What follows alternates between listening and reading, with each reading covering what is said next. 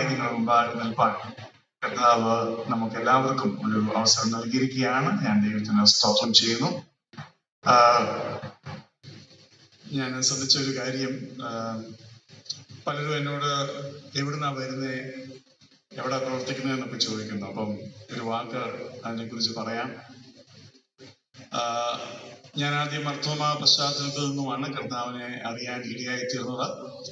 നേവിയിലായിരിക്കുമ്പോഴാണ് സ്നാനം കഴിക്കണം, അത് ദൈവകൽപ്പനയാണ്, അത് ശരിയാണ് എന്ന് മനസ്സിലായത്. അങ്ങനെ സ്നാനപ്പെടുത്തുന്ന ഒരു സഭ അന്വേഷിച്ച് അതിനുവേണ്ടി പുറപ്പെട്ടപ്പോൾ കർത്താവ് നടത്തിയ ഒരു കൂട്ടത്തിലേക്കാണ് ഞാനിപ്പോൾ വന്നു വരികയും ആകുകയും ചെയ്തത്. അതിനുശേഷം വേലയ്ക്കായിട്ട് കർത്താവ് എന്നെ വിളിച്ചു. തീരുമാനമെടുത്തതിന് ശേഷം 4-5 വർഷം കൂടെ ഞാൻ നേവിയിൽ ജോലിയിൽ തന്നെ തുടർന്നു. അതിനുശേഷം അവസാനമായി എനിക്ക് ബോംബെയിൽ INS കറഞ്ച എന്ന് പറയുന്ന സ്ഥലത്തേക്ക് ട്രാൻസ്ഫർ ആയി. അതൊരു മിസൈൽ മെയിൻ്റനൻസ് ബേസ് ആണ്. അപ്പോൾ അവിടെ ഇരുന്നുകൊണ്ട് ഞാൻ വീണ്ടും എവിടെയാണ് പ്രവർത്തിക്കേണ്ടത് എന്നുള്ള വിഷയം പ്രാർത്ഥിച്ചുകൊണ്ടിരുന്നു. അങ്ങനെയാണ് ആ ബേസിന് പുറത്തുള്ള ഗ്രാമം ത്തിലെ പ്രവർത്തനത്തിനായിട്ട് കർത്താവ് എനിക്കൊരു ബോധ്യം നൽകിയത്. ആ സ്ഥലത്തിന്റെ പേരാണ് ഉറൻ, URAN. നിങ്ങൾ ചിലർക്കെങ്കിലും അറിയാം. അത് മിക്കവാറും ആൾക്കാർ റോങ് ആയിട്ടാണ് പ്രൊണൗൺസ് ചെയ്യുന്നത്. അതുകൊണ്ട് അതിന്റെ പ്രൊണൗൺസിയേഷൻ ഉറൻ, ഉ ആണ്, യു അല്ല. സ്പെല്ലിംഗ് യു ആണ്, എന്നാൽ ഉറൻ എന്നാണ് പറയുന്നത്. ഓർക്കാൻ നല്ലൊരു മാർഗം ഞാൻ പറഞ്ഞു തരാം. അബ്രഹാമിനെ ദൈവം ഊർ എന്ന് പറയുന്ന സ്ഥലത്തു നിന്നാണ് വിളിച്ചത്. ഞങ്ങളെ ദൈവം ഉറൻ എന്ന് പറയുന്ന സ്ഥലത്തിലേക്കാണ് വിളിച്ചത്. അപ്പോൾ ഞങ്ങളുടെ സ്ഥലം ഓർക്കാനായിട്ട് അബ്രഹാമിന്റെ സ്ഥലം ഓർത്താൽ മതി. ഓക്കെ. ഞാൻ വിവാഹം കഴിച്ചിരിക്കുന്നത് ഐമനം സഭയിലെ ഒരു പെൺകുട്ടിയാണ്. പേര് മേഴ്സി. സഹോദരി അജോയ് ടി മാത്യുവിന്റെ പെങ്ങളാണ്. നിങ്ങൾ ചിലർക്കെങ്കിലും അദ്ദേഹത്തെ പരിചയം ഉണ്ടാവും. ഞങ്ങൾ ഒരുമിച്ചാണ് ഊരിൽ പ്രവർത്തിക്കുന്നത്. 2009 മുതൽ അവിടെ ഒരു കൂടിവരവ് ഉണ്ടാകുവാൻ കർത്താവ് ഇടയാക്കി. 2005 മുതൽ അവിടെ ഞങ്ങൾ പ്രവർത്തിക്കാൻ തുടങ്ങി. ഇന്ന് അതൊരു ചെറിയ കൂട്ടമായിട്ട് അവിടെ നിലനിൽക്കുന്നു. കർത്താവ് അവരെ സഹായിക്കുന്നു. പുതിയ ആത്മാക്കളെ കർത്താവ് തരുന്നു. അവിടെയുള്ള ദേശവാസികളിൽ പലരും കർത്താവിനെ രക്ഷിതാവായി സ്വീകരിക്കുവാനും മുമ്പോട്ട് വരുവാനും ഇടയായിട്ടുണ്ട്. എനിക്ക് 2 കുഞ്ഞുങ്ങളാണ്. അവര് ഒരാൾ ഫിസിയോതെറാപ്പി മാസ്റ്റേഴ്സിന് പഠിക്കുന്നു. 2-3 മാസം കൂടെ ബാക്കിയുണ്ട്. ഒരാൾ ഫിസിയോതെറാപ്പി കഴിഞ്ഞിട്ട് PG ആയിട്ട് ഓസ്റ്റിയോപ്പതി എന്ന് പറയുന്ന ഒരു കോഴ്സ് ചെയ്ത് അത് കഴിഞ്ഞ് താൻ ഊരിൽ തന്നെ ജോലി ചെയ്തുകൊണ്ടിരിക്കുന്നു. ഇതാണ് ചെറിയൊരു പശ്ചാത്തലം. നമുക്ക് അതുകൊണ്ട് ഇനി നമ്മൾ തമ്മിൽ കാണുമ്പോൾ മോൻ എവിടുന്നാ വരുന്നേ പോകുന്നതെന്നൊക്കെ ചോദിക്കാതെ വചനത്തിനെ കുറിച്ചും കർത്താവിനെ കുറിച്ചും ഒക്കെ ചോദിച്ചാൽ ഏറെ നന്നായിരിക്കും. ഇവിടെ എൻ്റെ വീട് കോട്ടയത്താണ്. എൻ്റെ പേരൻസ് ഉണ്ടായിരുന്നു. ഞാൻ പറഞ്ഞല്ലോ, പിതാവ് 1 മാസം മുമ്പാണ് കർത്തൃസേനയിൽ ചേർക്കപ്പെട്ടത്. എൻ്റെ മാതാവ് ഇവിടെയുണ്ട്. ഇപ്പോൾ എൻ്റെ അനിയൻ ഇവിടെയുണ്ട്.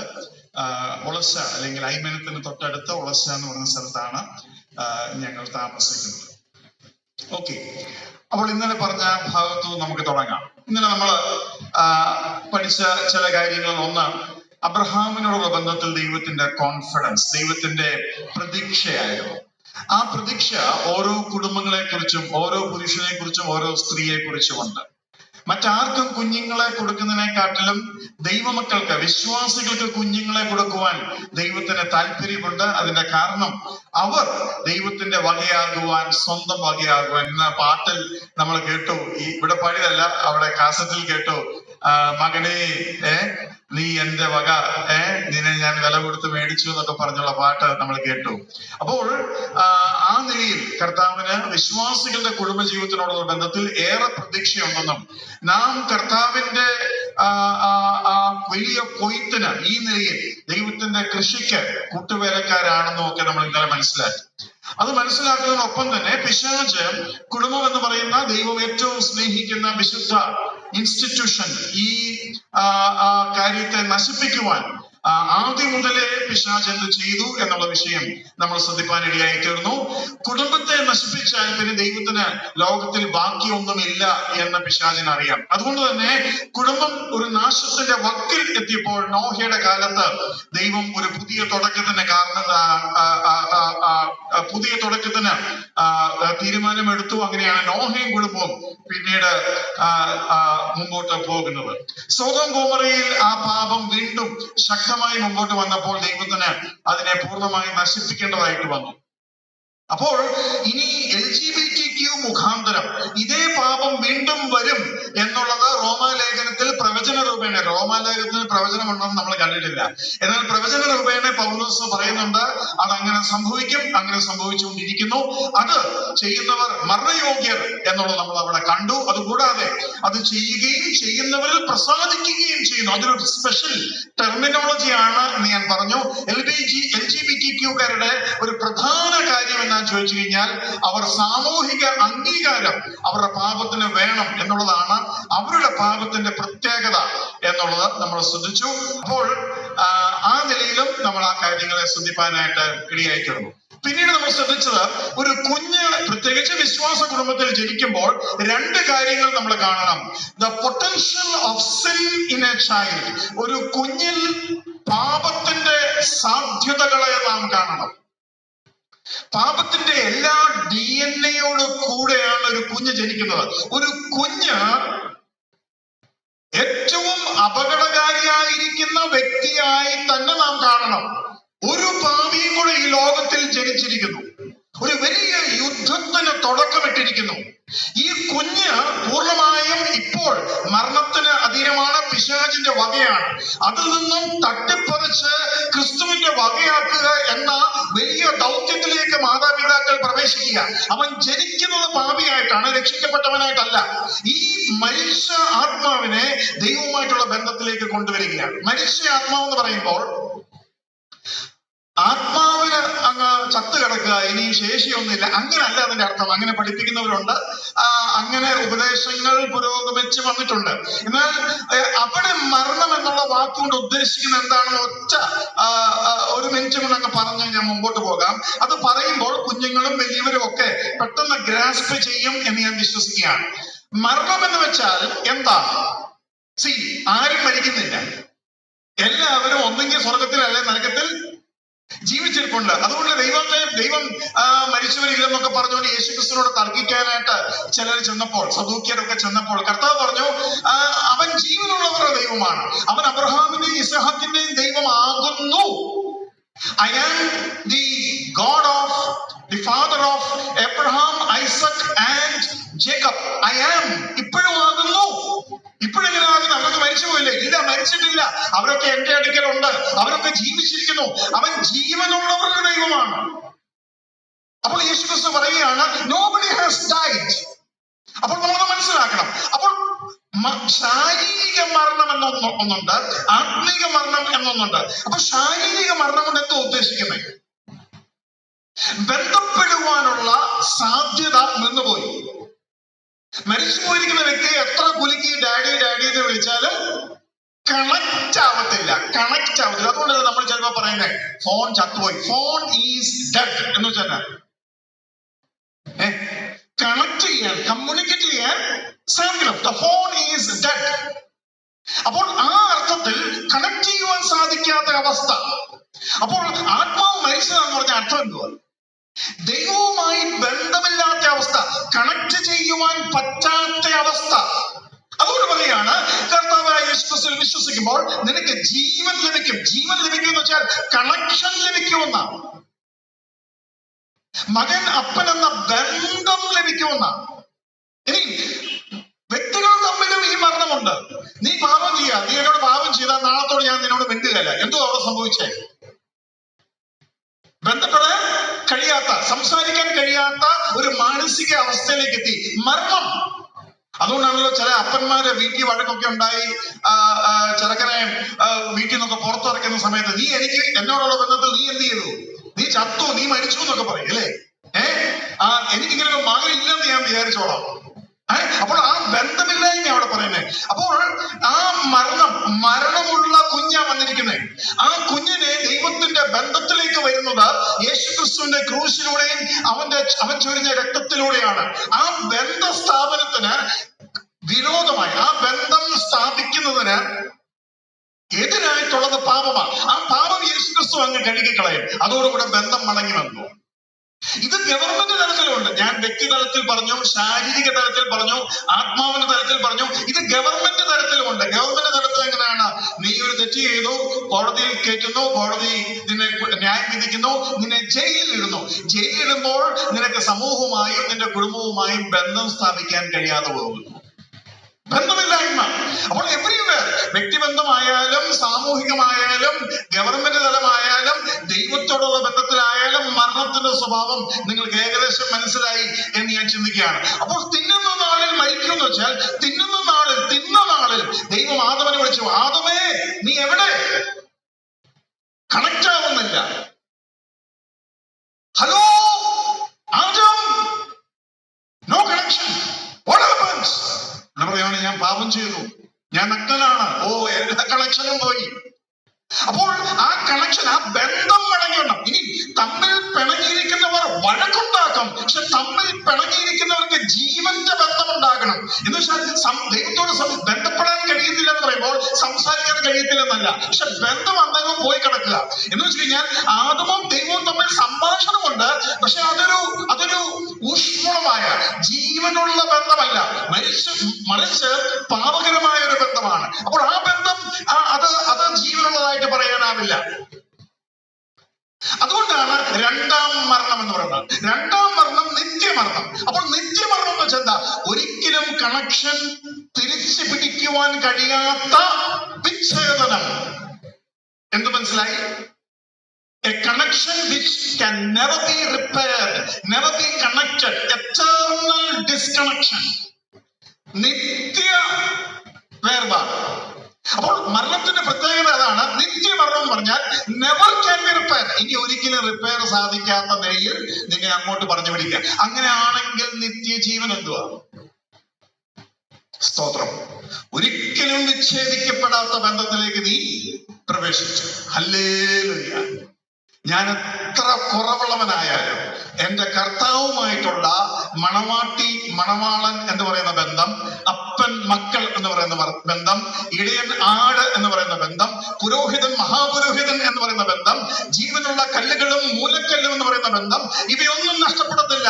ഇതെല്ലാം നിത്യബന്ധമായി തീർന്നിരിക്കുന്നു. അതാണ് എന്റെ സന്തോഷം. ഏത് വിവാഹത്തിനും ഒരു പരിധി. മരണം നിങ്ങളെ വേർതിരിക്കും വരെ എന്നാ പറഞ്ഞില്ലേ? മരണം നിങ്ങളെ ഏറ്റവും അനുഗ്രഹിക്കപ്പെട്ട ദിവസവും നമ്മൾ മരണത്തെ കുറിച്ച് അവിടെ പറയുന്നുണ്ട്. എന്നാൽ ഒരു മണവാളനുണ്ട്, അവനുമായി വിവാഹം കഴിക്കുമ്പോൾ മരണം നമ്മെ വേർതിരിക്കും വരെ ഭാര്യ ഭർത്താക്കന്മാരായിട്ട് ജീവിക്കും എന്നാണ് പറയുന്നത്. അല്ല, ഹേ മരണമേ നിന്റെ വിഷമുള്ള എവിടെ?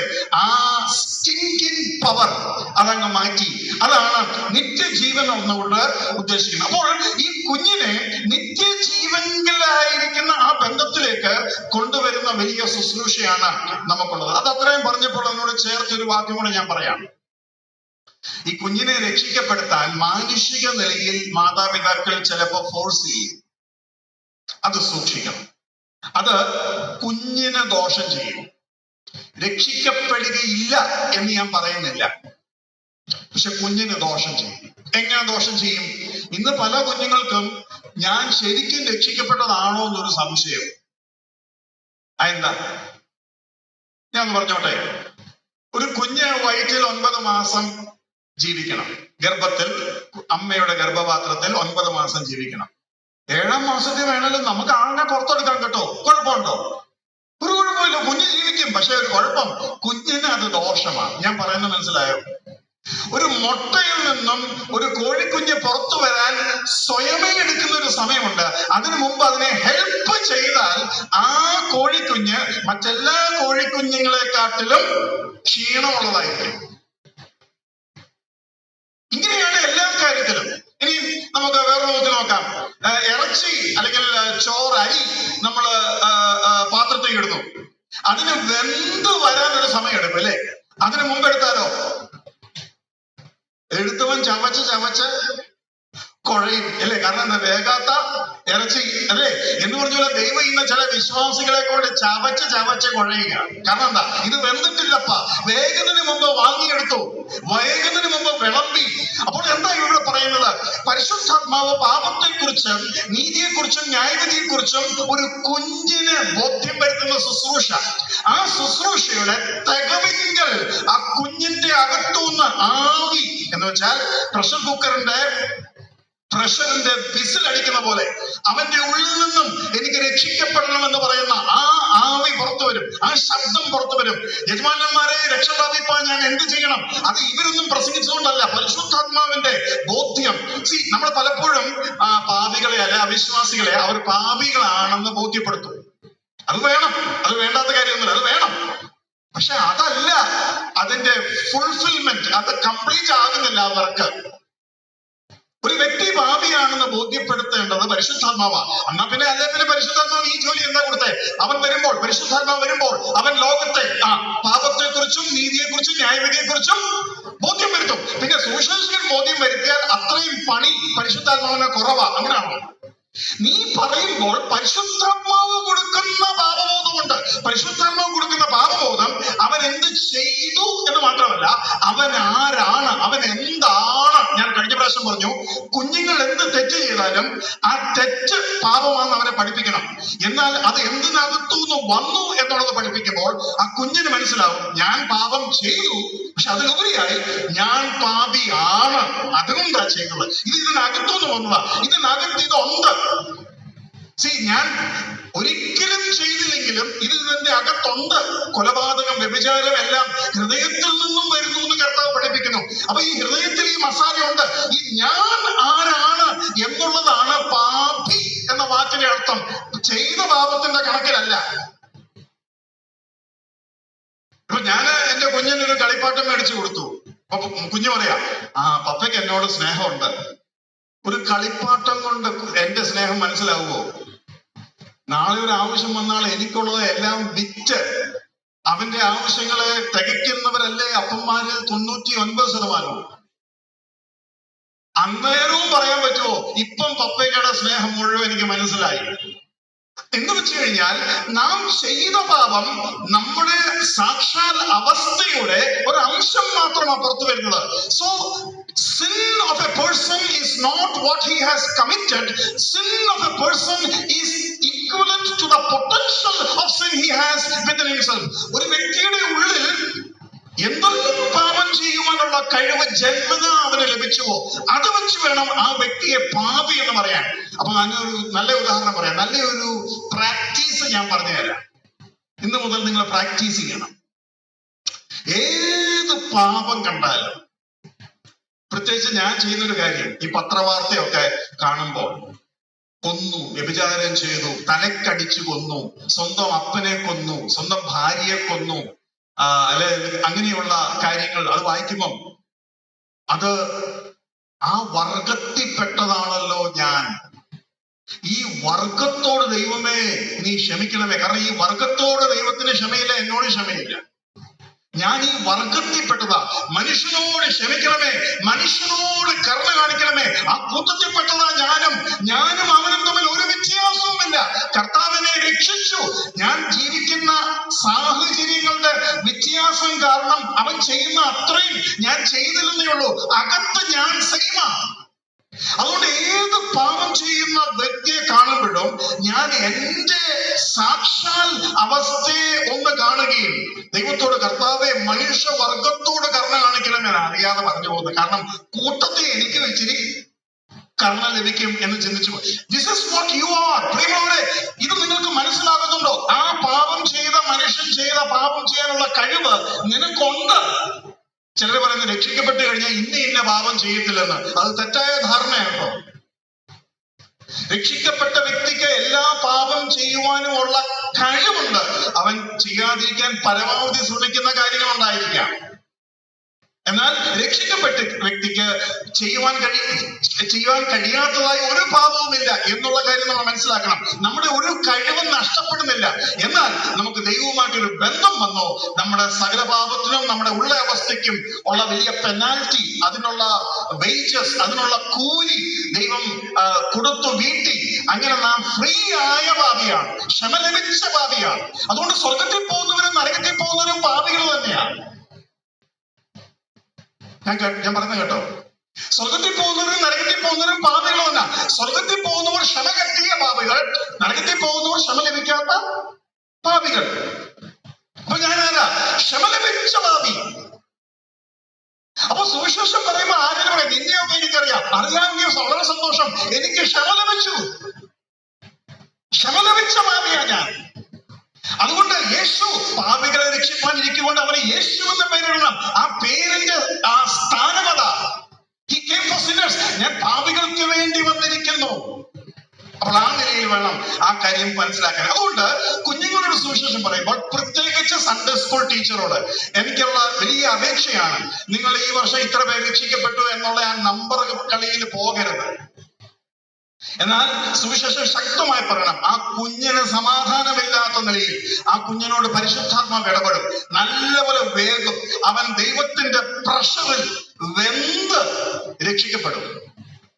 അങ്ങനെ ഒരുവൻ രക്ഷിക്കപ്പെട്ടാൽ കരഞ്ഞ് പാപത്തെക്കുറിച്ചുള്ള ബോധ്യത്തോടുകൂടെ നിലവിളിച്ച് ആവശ്യബോധത്തോടുകൂടെ യേശുക്രിസ്തുവിനെ വാസ്തവമായി ഹൃദയത്തിൽ സ്വീകരിക്കുമ്പോൾ പിന്നെ അവൻ ആരോടും ചോദിക്കത്തില്ല, ഞാൻ രക്ഷിക്കപ്പെട്ടതാണോ. എന്നാൽ അല്ലാതെ അവനെ രക്ഷിക്കപ്പെടുത്തിയാൽ അന്നേരവും പെടും എന്ന് ഞാൻ വിശ്വസിക്കുന്നു. അതുകൊണ്ട് അങ്ങനെ രക്ഷിക്കപ്പെട്ടവരോടുള്ള ബന്ധത്തിൽ ഞാൻ പറഞ്ഞോട്ടെ, നിങ്ങളുടെ രക്ഷയെ ഞാൻ സംശയിക്കുന്നില്ല. എന്നാൽ നിങ്ങളുടെ ഈ സംശയം മാറണമെങ്കിൽ ഒരായുസ് തീരും. അങ്ങനെയാണ് എല്ലാ കാര്യങ്ങളും. ഒരു കാര്യം ശരിക്കും പഠിക്കാതെ നമ്മൾ പരീക്ഷ എഴുതാൻ പോയാൽ സംശയിച്ചുകൊണ്ട് ഉത്തരവിടും, ശരിയല്ലേ?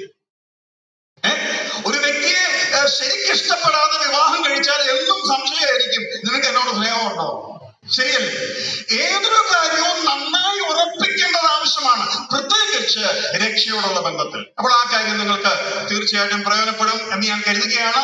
ആത്മാവുമായിട്ടുള്ള കളി നമ്മൾ സൺഡേ സ്കൂളിലും VBS-ലും ഒക്കെ നടത്താതെ, ചിൽഡ്രൻസും ബാലസംഘ സമൂഹത്തൊക്കെ ഇത്ര പേര് രക്ഷിക്കപ്പെട്ടു എന്ന് പറയുന്ന ആ കാര്യത്തിൽ ഒരല്പം ഭയം, അല്പം എന്താ പറയുക, സൂക്ഷ്മത പ്രയോജനപ്പെടും.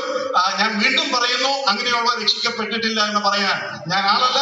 എന്നാൽ കഴിവതും കുഞ്ഞുങ്ങളെ കൈപൊക്കാനും ഏറ്റുപറയാനും പ്രേരിപ്പിക്കാതെ അവർക്ക് വേണ്ടി കാത്തിരിക്കുക. അവർ സ്വയം ആ വിഷയത്തിൽ പരിശുദ്ധാത്മാവിന്റെ ഉന്തലിൽ, പരിശുദ്ധാത്മാവ് അവരുടെ വാതിൽക്കൽ മുട്ടിയിട്ട് അവരവരുടെ ഹൃദയത്തിന്റെ വാതിൽ തുറക്കട്ടെ. സൺഡേ സ്കൂൾ ടീച്ചറിന്റെ ശബ്ദം കേട്ടിട്ട് അവർ വാതിൽ തുറക്കാതിരിക്കട്ടെ. ദൈവനാമം മഹത്വപ്പെടുമാറാകട്ടെ. ഓക്കെ, അപ്പോൾ കുഞ്ഞുങ്ങൾക്ക് വേണ്ടി പ്രാർത്ഥിക്കുക. ഈ വിഷയം ഞാൻ പറഞ്ഞു.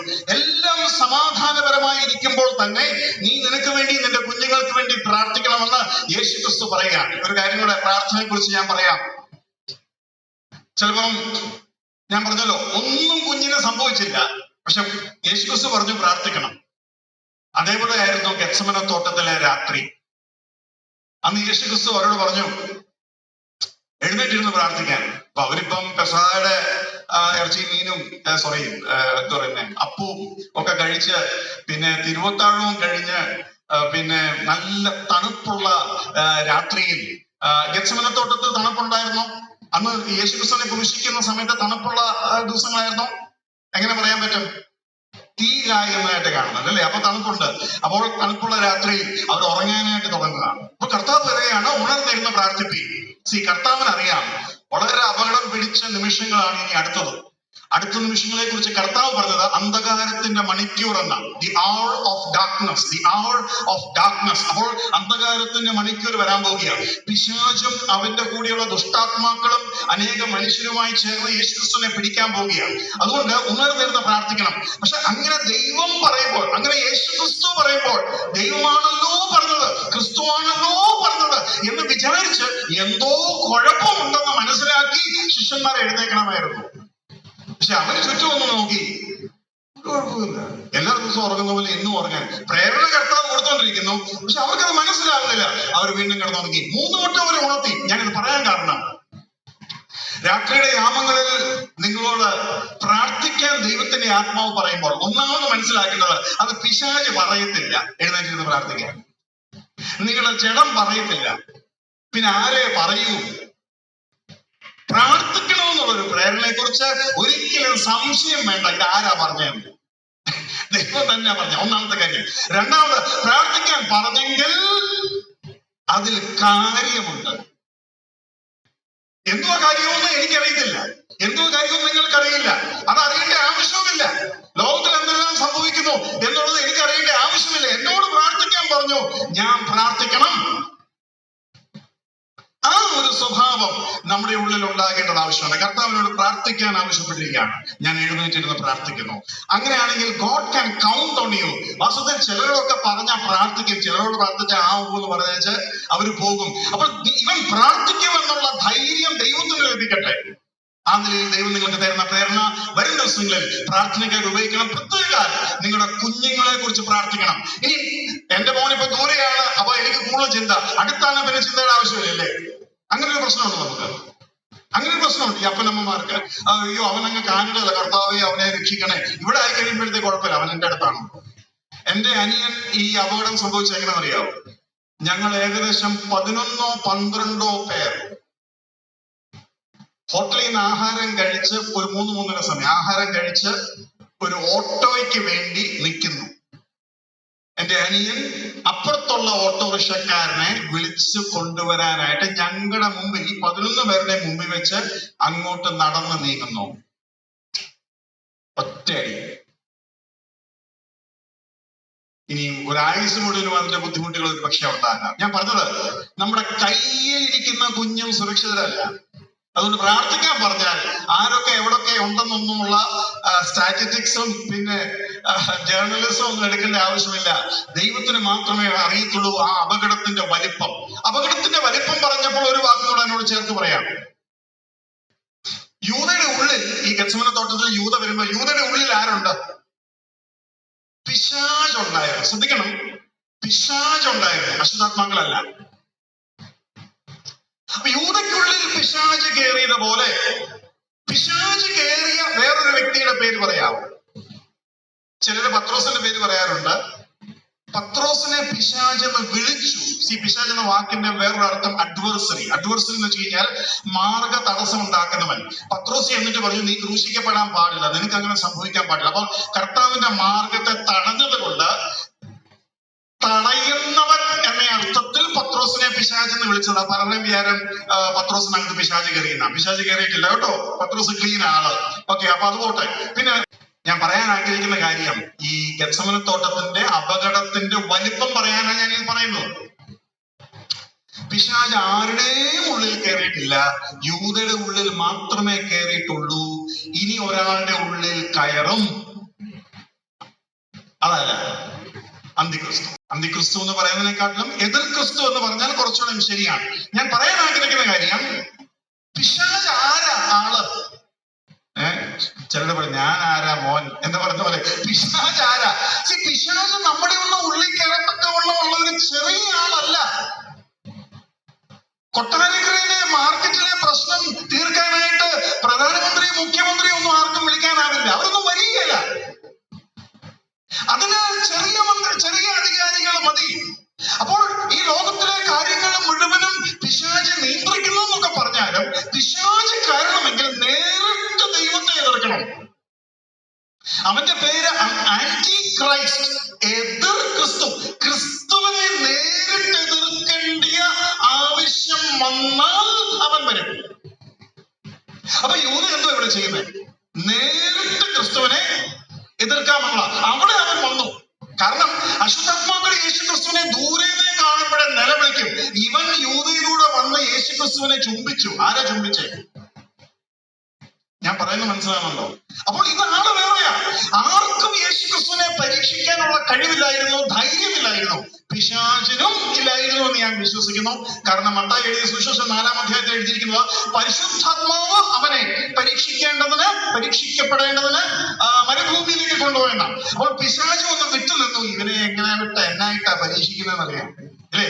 പക്ഷെങ്കിൽ പിശാചിനെ പരീക്ഷിക്കേണ്ടി വന്നു. പിശാച് പരീക്ഷിച്ചു. പിശാചിനെ മാത്രമേ പരീക്ഷിക്കാൻ പറ്റൂ. അപ്പോൾ ഇത്ര അപകടകരമായ അവസ്ഥ. ഇനി അശുദ്ധാത്മാവ് ഒരാളിൽ ബാധിച്ചാൽ തന്നെ എത്ര ഭയാനകമായ അവസ്ഥയല്ലേ? ആ വ്യക്തിയുടെ ഉള്ളിൽ സാക്ഷാൽ പിശാച് കയറിയാൽ അവന്റെ അവസ്ഥ ഏതാണ്? നിങ്ങൾക്ക് തോന്നുന്നുണ്ടോ യൂദയ്ക്ക് ഇപ്പൊ എന്തെങ്കിലും ചോയ്സ് ഉണ്ടെന്ന്? അല്ല, ഞാൻ തിരിച്ചു പോവാ, 30 വെള്ളിക്കാശൊന്നും പോരാ, എനിക്ക് 60 വെള്ളിക്കാശ് വേണം. യൂദയ്ക്ക് തിരിച്ചു പോകാൻ പറ്റത്തില്ല. ആര് കയറിപ്പോയി? പിശാച് കയറിപ്പോയി. ഇനി ഒരു കുസൃതി ചോദ്യം വേണം ചോദിക്കാം. പിശാച് യൂദയുടെ ഉള്ളിൽ എത്ര വട്ടം കയറി?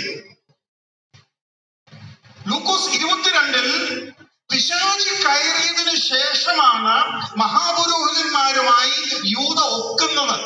നമുക്ക് ആരുമില്ലാത്ത സമയത്ത് അവനെ പിടിക്കാൻ തക്കവണ്ണം ഒറ്റി കൊടുക്കാനായിട്ട് ഞാനും നിങ്ങളും തമ്മിൽ ഒത്തും 30 വെള്ളിക്കാശിന് ഒത്തും. അത് കഴിഞ്ഞിട്ട് യോഹന്നാൻ 13-ാം അധ്യായത്തിൽ അപ്പത്തിന്റെ കണ്ഠം പാത്രത്തിൽ മുക്കി കർത്താവിന് കൊടുക്കുമ്പോൾ പിശാച് അവിടെ വെച്ച് കയറുന്നുണ്ട്. അതിന്റെ അർത്ഥം ഇടയ്ക്ക് എവിടോ വെച്ച് അവൻ ഇറങ്ങി, ഇല്ലേ? അതെന്തുകൊണ്ടാണ് ഇറങ്ങിയതെന്നൊന്നും പറയാൻ ഇപ്പൊ നമുക്ക് സമയമില്ല. വളരെ ഇൻട്രസ്റ്റിംഗ് ആയിരിക്കുന്ന ചില പഠനങ്ങളാണ്. ഞാൻ പറയാൻ ആഗ്രഹിക്കുന്ന കാര്യം, പിശാച് വരികയും അനേകരെ ചേർന്നാണ് യേശുക്രിസ്തുവിനെ പിടിക്കാൻ വന്നിരിക്കുന്നത്. ഞാൻ വിശ്വസിക്കുന്നത് അവരിലൊക്കെ അശുദ്ധാത്മാക്കൾ നിറഞ്ഞു നിന്നിരുന്നു, അല്ലെങ്കിൽ അശുദ്ധാത്മാക്കൾ ആ ഗത്സമന തോട്ടത്തെ വളഞ്ഞിരുന്നു എന്ന് ഞാൻ വിശ്വസിക്കുന്നു. അപ്പോൾ അന്ധകാരത്തിന്റെ മണിക്കൂർ അങ്ങനെ വരുന്നത്. അന്ധകാരത്തിന്റെ മണിക്കൂർ. ഈ അന്ധകാരത്തിന്റെ മണിക്കൂറിൽ സാക്ഷാൽ പിശാചും അശുദ്ധാത്മാക്കളും എല്ലാം കൂടെ നിറഞ്ഞിരിക്കുന്ന ആ സാഹചര്യത്തിൽ യേശുക്രിസ്തു അവരുടെ മുമ്പിൽ നിന്നോട് ചോദിക്കുകയാണ്, നിങ്ങൾ ആരെയാകുന്നു അന്വേഷിക്കുന്നത്? അന്നേരം പത്രോസ് ഒരു കുഞ്ഞു വാളുമൊക്കെ എടുത്തോണ്ട് ഇങ്ങോട്ട് വരുന്നേ. ഒരു ദൂതന് 1,85,000-ത്തിലധികം ആൾക്കാരെ കൊല്ലാൻ പറ്റും. പിശാചിന് എന്തുമാത്രം കപ്പാസിറ്റി? 6000 വർഷത്തെ പരിചയവും ലോകത്തെ മുഴുവനും പാപത്തിൽ മുക്കി സ്നാനപ്പെടുത്തുവാനുള്ള കഴിവുമുള്ള ഇവനെ എന്തെങ്കിലും ചെയ്യാൻ പറ്റുമോ? ഒന്നും വേണ്ട. പിശാചിനെ നിങ്ങൾക്ക് ധൈര്യത. അശുദ്ധാത്മാക്കളുടെ ബന്ധത്തിൽ നിങ്ങൾക്ക് ധൈര്യം ഉണ്ടെങ്കിൽ ഞാനൊരു ചെറിയ ഉദാഹരണം പറയാം. വീട്ടിൽ നിങ്ങൾ 1-2 പേർ മാത്രം, ഓക്കെ? പെട്ടെന്ന് കറണ്ട് പോയി, കോളിംഗ് ബെൽ അടിക്കുന്നു, തന്നെത്താൻ കതക് തുറക്കുന്നു.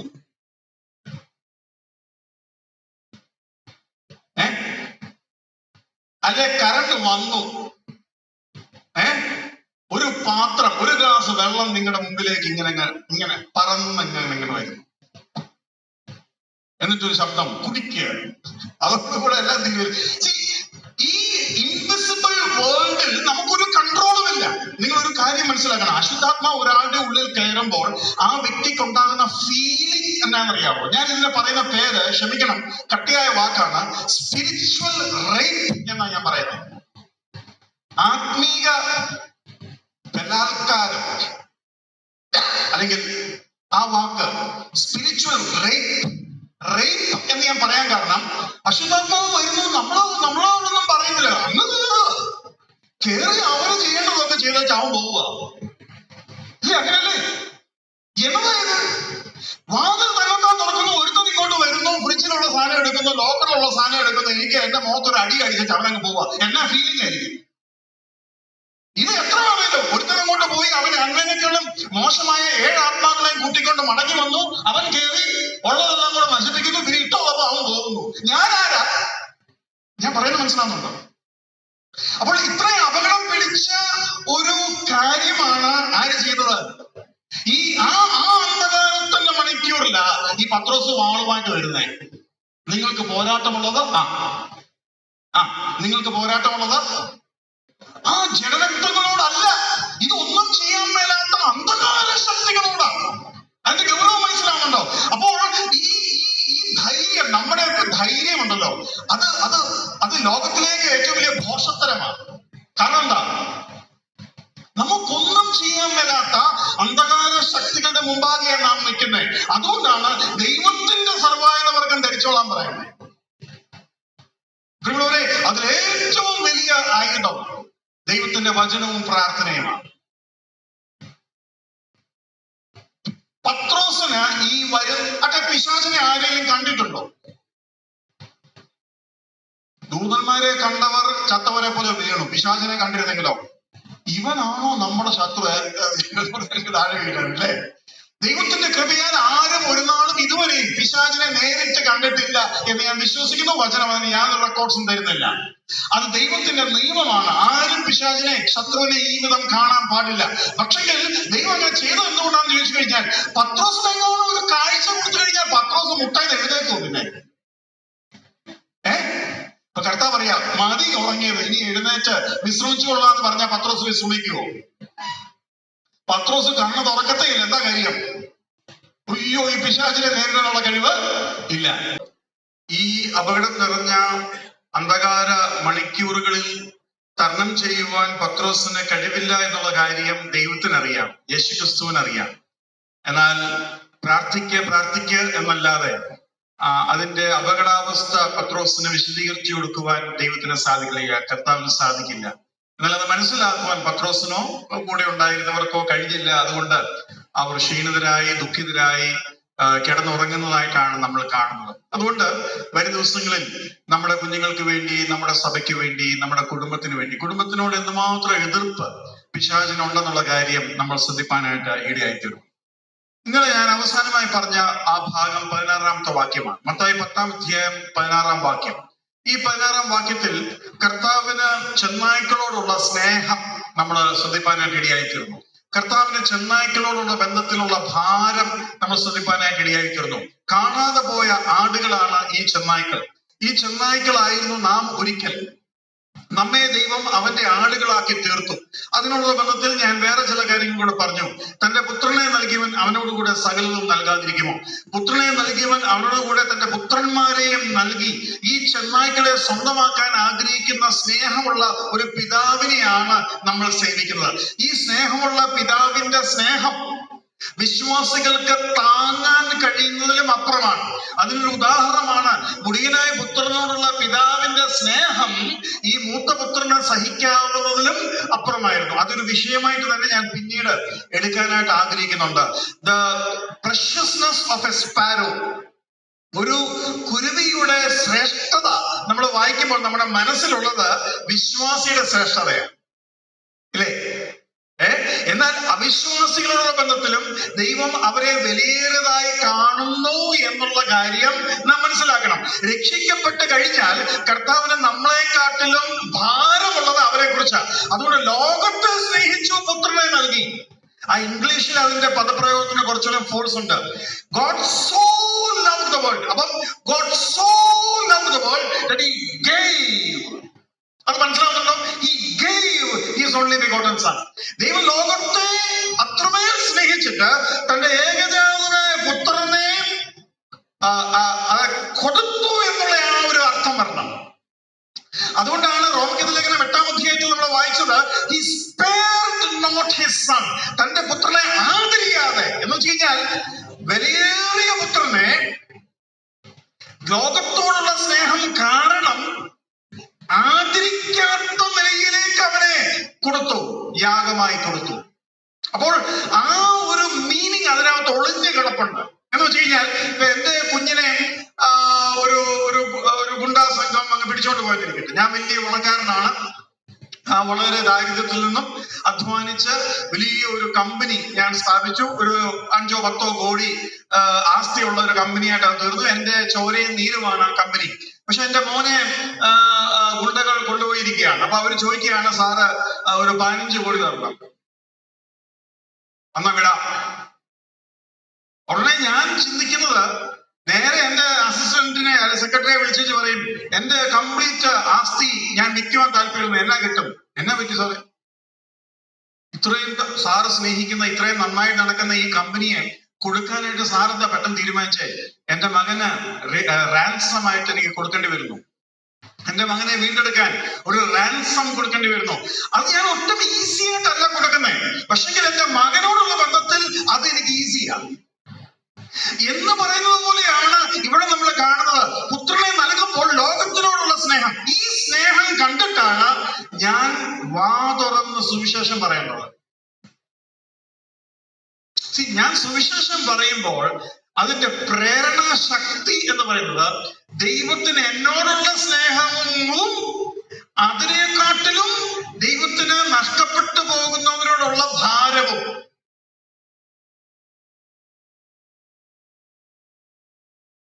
അങ്ങനെയാണ് നാം സുവിശേഷത്തെ കാണേണ്ടത്. ഇനി എന്റെ വിഷയത്തിലേക്ക് ഞാൻ വരാം. അവിടെ നിന്ന് ഞാൻ അങ്ങോട്ട് കയറുക ആ വിഷയത്തിലേക്ക്. ഈ ലോകത്തിൽ രക്ഷിക്കപ്പെട്ട് കഴിഞ്ഞ ഒരു വിശ്വാസിയെ ദൈവം എന്തിന് വെക്കണം?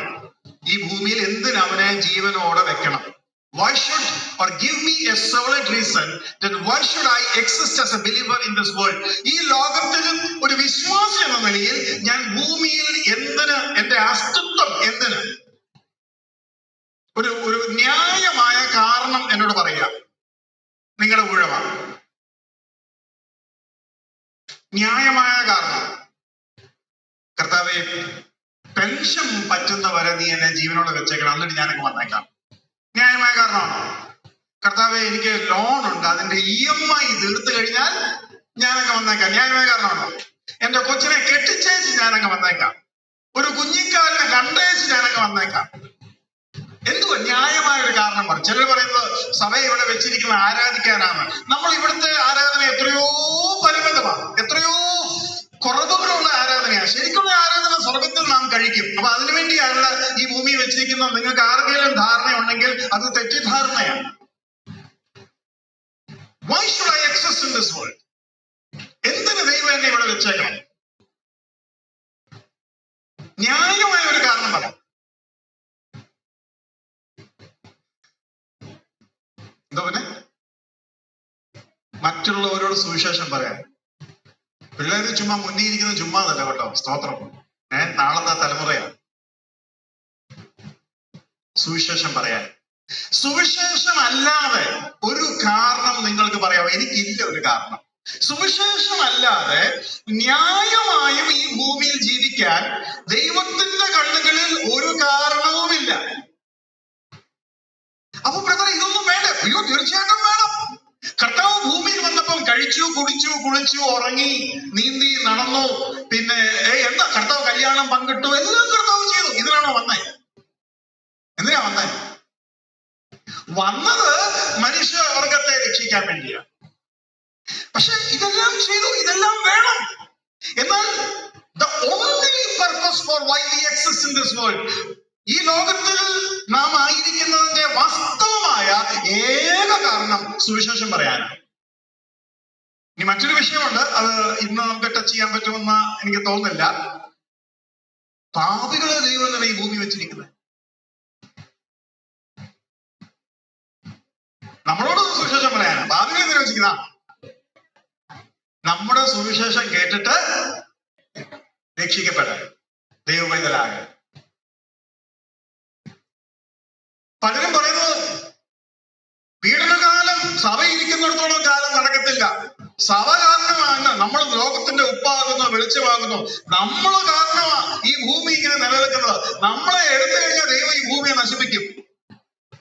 പറയുന്നത് ശരിയാണെങ്കിലും ധാരണ തെറ്റാ. എന്തോ ധാരണ എന്നറിയാമോ? നമ്മള് കാരണമാണ്. നല്ലത് നമ്മള് കാരണമല്ല, ഇവിടെയുള്ള പാപികൾ കാരണമാണ് സഭയെ ഇവിടെ വെച്ചിരിക്കുന്നത്. കർത്താവിന്റെ ഭൂമി വരാത്തത് രണ്ടാമത് വേഗം വരാമെന്ന് പറഞ്ഞ കർത്താവ് ഇത്രയും സമയം എടുക്കുന്നത് കൊണ്ടാ. നമ്മൾ കാരണമല്ല. പിന്നെന്താ? ചിലരും കൂടെ രക്ഷിക്കപ്പെടാനാ. അപ്പൊ ചിലരും കൂടെ രക്ഷിക്കപ്പെടാൻ കർത്താവ് വരാതിരുന്നാൽ പറ്റുമോ? യെസ്, വരാതിരുന്നാലല്ല എനിക്ക് സുവിശേഷം പറയാൻ പറ്റൂ. അപ്പൊ എന്നെ എന്തിനാ ഇവിടെ വെച്ചിരിക്കുന്നത്? സുവിശേഷം പറയാൻ. എനിക്ക് സുവിശേഷം പറയാൻ വേണ്ടിയാണ് കർത്താവ് വരാതിരിക്കുന്നത്. ഞാൻ സുവിശേഷം പറഞ്ഞിട്ട് വേണം അവർ രക്ഷിക്കപ്പെടാൻ. അപ്പൊ സുവിശേഷത്തെ കുറിച്ചുള്ള ഒന്നാമത്തെ നമ്മുടെ ദൃശ്യം, അവന്റെ അമിത സ്നേഹത്തിന്റെ കാരണത്താൽ ഞാൻ പിച്ച് ചീന്തി കളയപ്പെടുമെങ്കിലും ചെന്നായ്ക്കളുടെ അടുക്കൽ പോകണമെന്ന് അവൻ എന്നോട് റിക്വസ്റ്റ് ചെയ്യുക. അതേ സമയത്ത് അവൻ പറയുകയാണ്, നിങ്ങൾ തെറ്റിദ്ധരിക്കരുത്, നിങ്ങൾ അനേക കുരുവികളെക്കാൾ വിലയേറുന്നതാണ്. ഇനി അങ്ങനെ പറയുമ്പോൾ തന്നെ നാം മനസ്സിലാക്കേണ്ട ഒരു കാര്യം, സുവിശേഷം പറഞ്ഞു കഴിഞ്ഞാൽ പിന്നെ ദൈവം നമ്മളോടുള്ള ബന്ധത്തിൽ ചെയ്യുന്നതാണ്. പത്രോസിനോട് പറഞ്ഞു, നീ ഇന്ന പോലെ മരിക്കും. അതെപ്പോഴാണ്? നിന്റെ ശുശ്രൂഷ തികയുമ്പോ. പൗലോസിന് അറിയായിരുന്നു എന്റെ തികയാറായി, ഞാൻ ഓട്ടം തികച്ചു, ഇനി എന്നാ? ഇനി മരിക്കുക. അത് മനസ്സിലാവുന്നുണ്ടോ? റിട്ടയർമെന്റ് ഇവിടെ അല്ല, റിട്ടയർമെന്റ് അവിടെ. ഇവിടെ എന്താ റിട്ടയർമെന്റ്? പാപം പിടിച്ച ലോകത്തെ. അപ്പോൾ നാം എന്തിനായിരിക്കുന്നു എന്ന് മനസ്സിലാക്കുമ്പോൾ തന്നെ നമ്മുടെ ശുശ്രൂഷ തികയുമ്പോൾ നമ്മെ ദൈവം, കാരണം എന്ത് പൗലോസ് പറയുന്നുണ്ടല്ലോ, ഒന്ന് വായിച്ചാട്ടെ, ഫിലിപ്പിയർ അല്ലേ, ഫിലിപ്പിയർ ഏതാണ് ആ വാക്യം?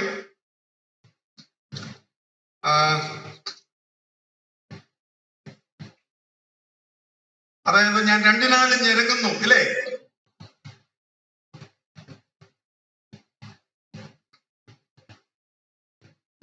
ഫിലിപ്പിയർ 1:23 വായിച്ചാൽ, 1:23.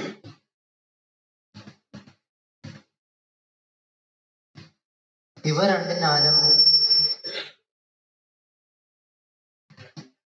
രണ്ടിനാലും ഞാൻ ഞെരുങ്ങുന്നു, വിട്ടുപിരിഞ്ഞ് ക്രിസ്തുവിനോട് കൂടെ അത്യുത്തമമല്ല.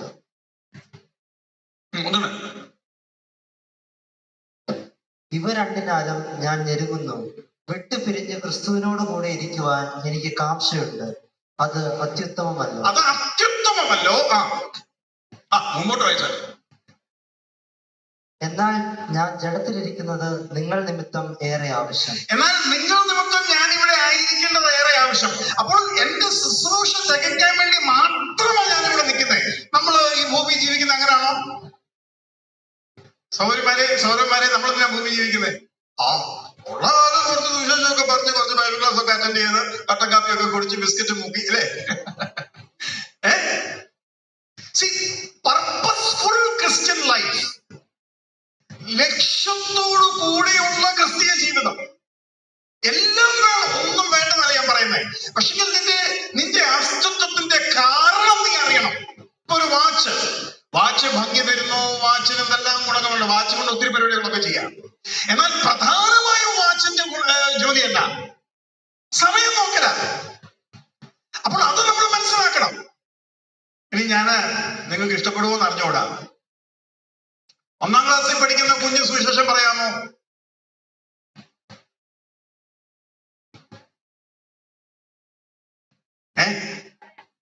പറയാൻ മാതാപിതാക്കള് കുഞ്ഞുങ്ങളെ സമ്മതിക്കുമോ?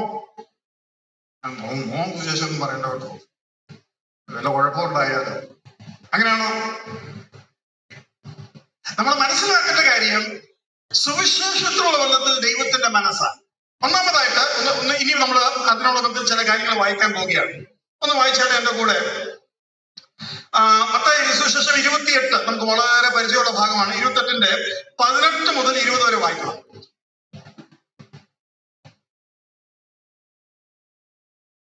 യേശു അടുത്തു ചെന്നു, സ്വർഗത്തിലും ഭൂമിയിലും സകല അധികാരവും എനിക്ക് നൽകപ്പെട്ടിരിക്കുന്നു.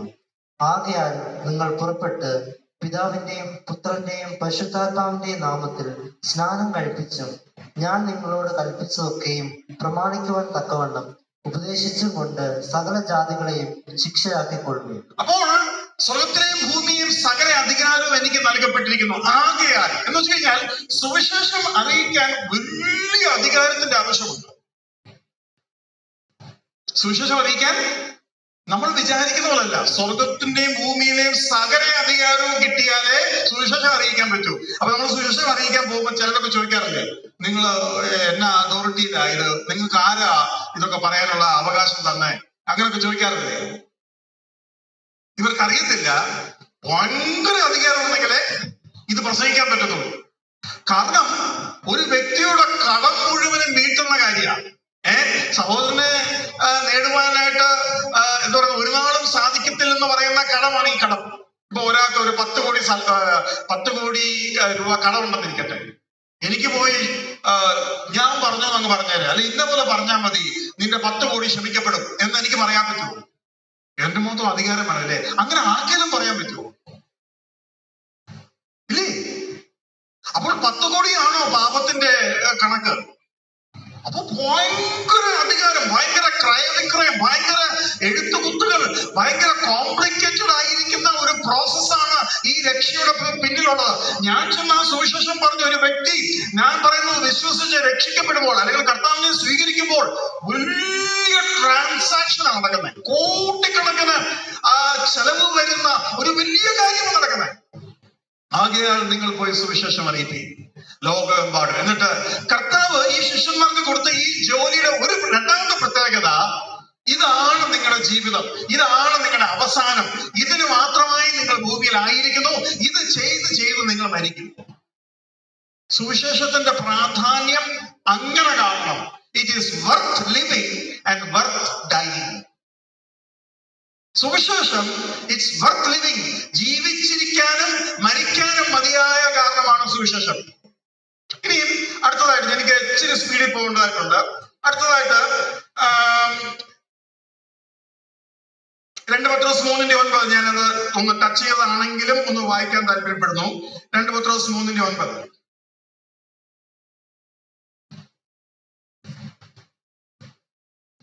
ചിലർ താമസമെന്ന് വിചാരിക്കുന്നത് പോലെ കർത്താവ് തന്റെ വാഗ്ദത്തം നിവർത്തിക്കുവാൻ താമസിക്കുന്നില്ല.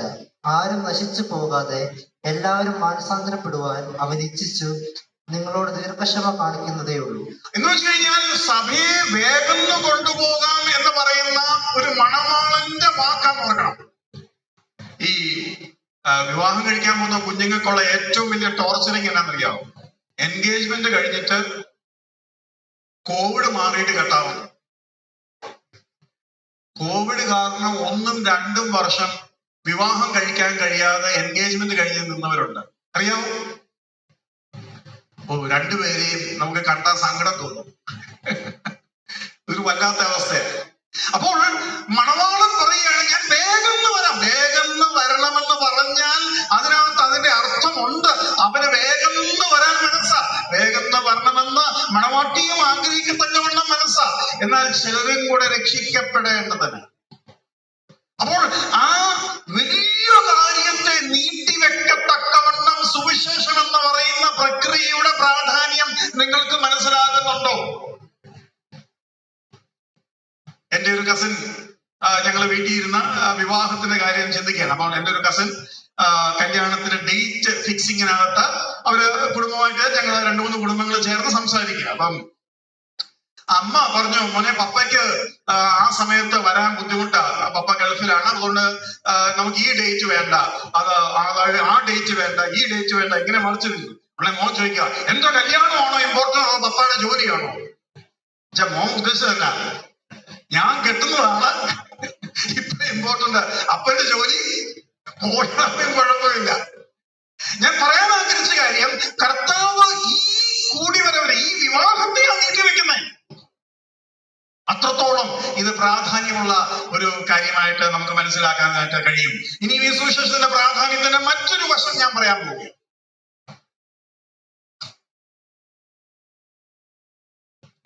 വിവാഹ ദിവസം മണവാളനോടും മണവാട്ടിയോടും, അല്ലെ മണവാളൻ മണവാട്ടിയോട് പറയാതിരിക്കട്ടെ,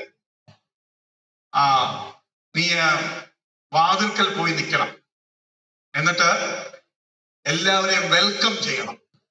വെൽക്കം ചെയ്യുന്നവർക്കൊക്കെ വെൽക്കം ഡ്രിങ്കും കൂടെ കൊടുക്കണം. അത് കഴിഞ്ഞിട്ട് വിവാഹത്തിനായിട്ട് സ്റ്റേജിലോട്ട് കയറി വന്നാൽ മതി എന്ന് മണവാളൻ പറയുമോ? മണവാളൻ പറഞ്ഞാൽ, അല്ലെ മൂപ്പന്മാർ പറഞ്ഞാൽ, സഭ പറഞ്ഞാൽ, അല്ലെ കുടുംബക്കാര് പറഞ്ഞാൽ, അത് നമുക്ക് ഒരിക്കലും ചിന്തിക്കാൻ മേലാത്തൊരു കാര്യമല്ലേ? എന്തുവാ? മണവാട്ടിയോട് പറയാ, നീ എന്ന് എല്ലാരെയും വിളിക്കുകയും സ്വീകരിക്കുകയും ചെയ്യുക. നീ ഫുൾ ഗൗണൊക്കെ ഇട്ട് ഉണ്ടല്ലോ, സ്പെഷ്യൽ ഡ്രസ്സൊക്കെ, അതൊക്കെ ഇട്ട് ആ പെണ്ണ് വന്നിരിക്കുക, ഫുൾ 4-5 മണിക്കൂറിന്റെ മേക്കപ്പ് എല്ലാം കഴിഞ്ഞേച്ച്. അതുകൊണ്ട് വാതിൽക്കൽ നിന്നോണ്ട് വെൽക്കം ഡ്രിങ്കും കൊടുത്ത് എല്ലാവരും സ്വീകരിക്കുന്നതാണ് പണി. അത് കഴിഞ്ഞേച്ച് ഇങ്ങോട്ട് വന്ന് നിന്നാൽ മതി. എങ്ങനെയുണ്ട്? സുവിശേഷത്തിന്റെ പ്രാധാന്യം നിമിത്തം അങ്ങനെയാണ് ദൈവവചനത്തിൽ എഴുതിയിരിക്കുന്നത്. ഒരു വാക്യം വായിക്കാം. വെളിപ്പാട് 22-ാമത്തെ വാക്യം നടത്താം.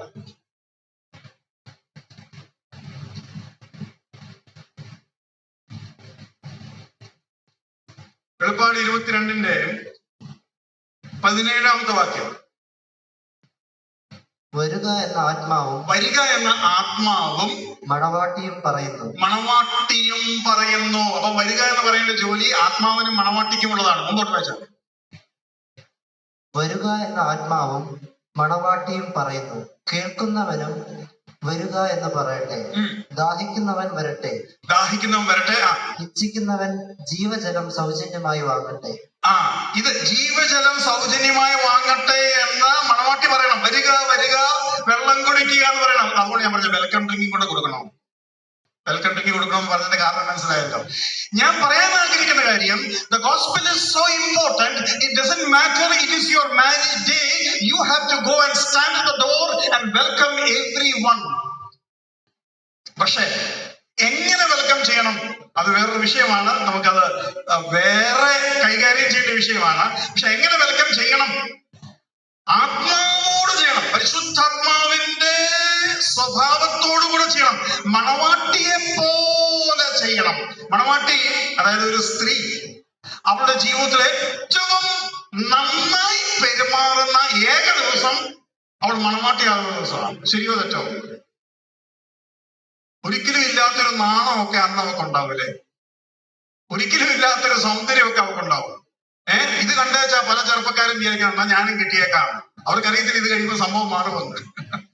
എന്ന് വെച്ച് കഴിഞ്ഞാൽ with the beauty of a bride, മണവാട്ടിക്കുണ്ടാകേണ്ടിയ ആ നിസ്തുല്യ സൗന്ദര്യം, സ്വഭാവം പരിശുദ്ധാത്മാവോട് കൂടെ വേണം ഈ സുവിശേഷം പറയാൻ.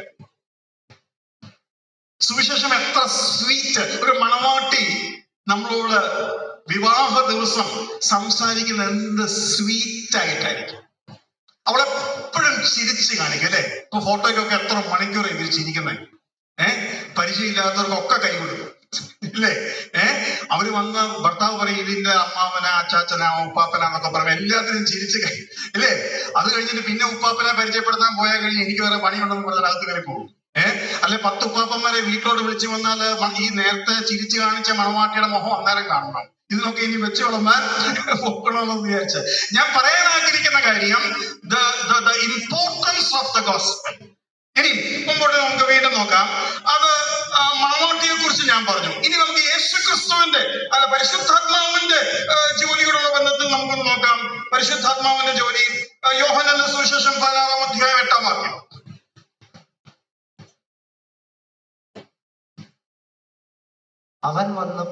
അവൻ വന്ന് പാപത്തെക്കുറിച്ചും നീതിയെക്കുറിച്ചും ന്യായവിധിയെക്കുറിച്ചും ലോകത്തിന് ബോധം വരും. അപ്പോൾ പരിശുദ്ധാത്മാവിന്റെ ജോലി എന്നാ? പാപത്തെക്കുറിച്ചും നീതിയെക്കുറിച്ചും ന്യായവിധിയെക്കുറിച്ചും ബോധം വരുത്തുമെന്ന് വെച്ചാൽ പരിശുദ്ധാത്മാവിന്റെ ജോലി എന്നാ? സുവിശേഷം അറിയിക്കല. സുവിശേഷം അറിയിക്കല. പാപികളോട് തന്നെ സാക്ഷ്യം പറയുക, ദൈവത്തിനെ കുറിച്ച് പറയുക, ഗ്രഹിപ്പിക്കുക. അപ്പോൾ മണവാട്ടിയുടെ ജോലി എന്താന്ന് പിടികിട്ടി. പിന്നെ പരിശുദ്ധാത്മാവിന്റെ ജോലി എന്താന്ന് പിടികിട്ടി. ഇനി നമുക്ക് യേശുക്രിസ്തുവിന്റെ ജീവിതം, അസ്തിത്വത്തിന്റെ ഒരു കാരണം കർത്താവ് പറയുന്നുണ്ട്. യോഹന്നാൻ 18:37. യോഹന്നാൻ 18:37. പീലാത്തോസ് അവനോട്, എന്നാൽ നീ രാജാവ് തന്നെയല്ലോ എന്ന് പറഞ്ഞതിന് യേശു, നീ പറഞ്ഞതുപോലെ ഞാൻ രാജാവ് തന്നെ. സത്യത്തിന് സാക്ഷി നിൽക്കേണ്ടതിന് ഞാൻ ജനിച്ച് എന്ന് വെച്ചാൽ I was born and for this cause I have come into the world. ഞാൻ ഈ ലോകത്തിൽ വന്നതിനാ. For this cause എന്തിനാ വന്നിരിക്കുന്നത്? To be a witness to the truth. സത്യത്തിന് സാക്ഷി നിൽക്കാൻ. അപ്പൊ ഈ സാക്ഷി നിൽക്കുക, സുവിശേഷം പറയുക എന്ന് പറയുന്നതിന്റെ പ്രാധാന്യം എങ്ങനെയാ? കർത്താവിനെ ഞാൻ ജനിച്ചതേ അതിനാണ്. അപ്പം പരിശുദ്ധാത്മാവിന്റെ ജോലി, അപ്പൊ ഈ ജോലി ഒട്ടും ചെറിയ ജോലിയല്ല കേട്ടോ. ഈ ജോലി ഏക ജോലിയാണ്. ഈ ജോലി ഞാൻ നേരത്തെ പറഞ്ഞല്ലോ, I will make you fishers of men.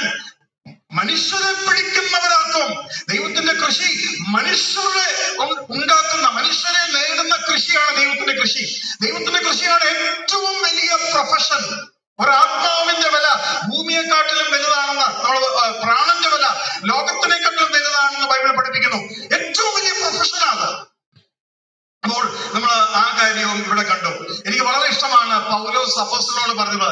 അപ്പോസ്തലനോട് പറഞ്ഞ വിധം പ്രത്യേകിച്ച് എനിക്ക് ഇഷ്ടമാണ്. ആ വാക്യം ഒന്ന് വായിക്കാം. അപ്പോസ്തലർ 26:16. ഞാൻ സ്പീഡ് അല്പം കൂട്ടിയിരിക്കുകയാണ്.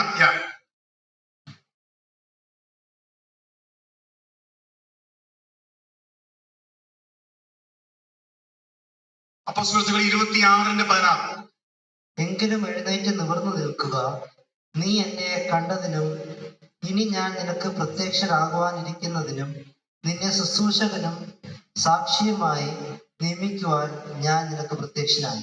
നിന്നെ ശുശ്രൂഷകനും സാക്ഷിയുമായി നിയമിപ്പാൻ ഞാൻ നിനക്ക് പ്രത്യക്ഷമായിരിക്കുന്നു. എനിക്കത് ഭയങ്കര ഇഷ്ടമാണ്. ഇംഗ്ലീഷിൽ അതിന്റെ യൂസേജ് ഒന്ന് കേൾക്കണേ. I have appeared to you for this purpose. ഇതിനു വേണ്ടിയാ ഞാൻ നിനക്ക് ദർശനം തരുന്നത്. ഒരൊറ്റ വിളി എന്നാ, നീ എനിക്ക് വേണ്ടി in front of ministers and kings and governors you have to be a witness. ഈ പറയുന്ന വലിയ ആൾക്കാരുടെ എല്ലാവരുടെ മുമ്പിൽ നീ സാക്ഷിയാകണം. For this purpose I have appeared. ഞാൻ നിനക്ക് ദർശനം തന്നത് ഇതിനു വേണ്ടിയാ. ഞാൻ ജനിച്ചത് ഇതിനു വേണ്ടിയാ. പുത്രൻ പരിശുദ്ധ വന്നവൻ അവൻ ഇതിനു വേണ്ടിയാ. ശിഷ്യന്മാരോട് പറഞ്ഞ നിങ്ങൾ ലോകത്തിലെമ്പാടും പോയി സുവിശേഷം അറിയിക്കണം, ഇതിനു വേണ്ടിയാ. ഇനി പിതാവോ ദൈവമോ സ്വർഗത്തിലെ ദൈവം എന്തുവാ ചെയ്യണം നോക്കാം. അപ്പോസ്തലപ്രവൃത്തികൾ 14:17.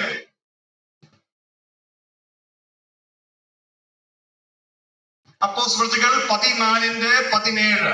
എങ്കിലും അവൻ നന്മ ചെയ്യുകയും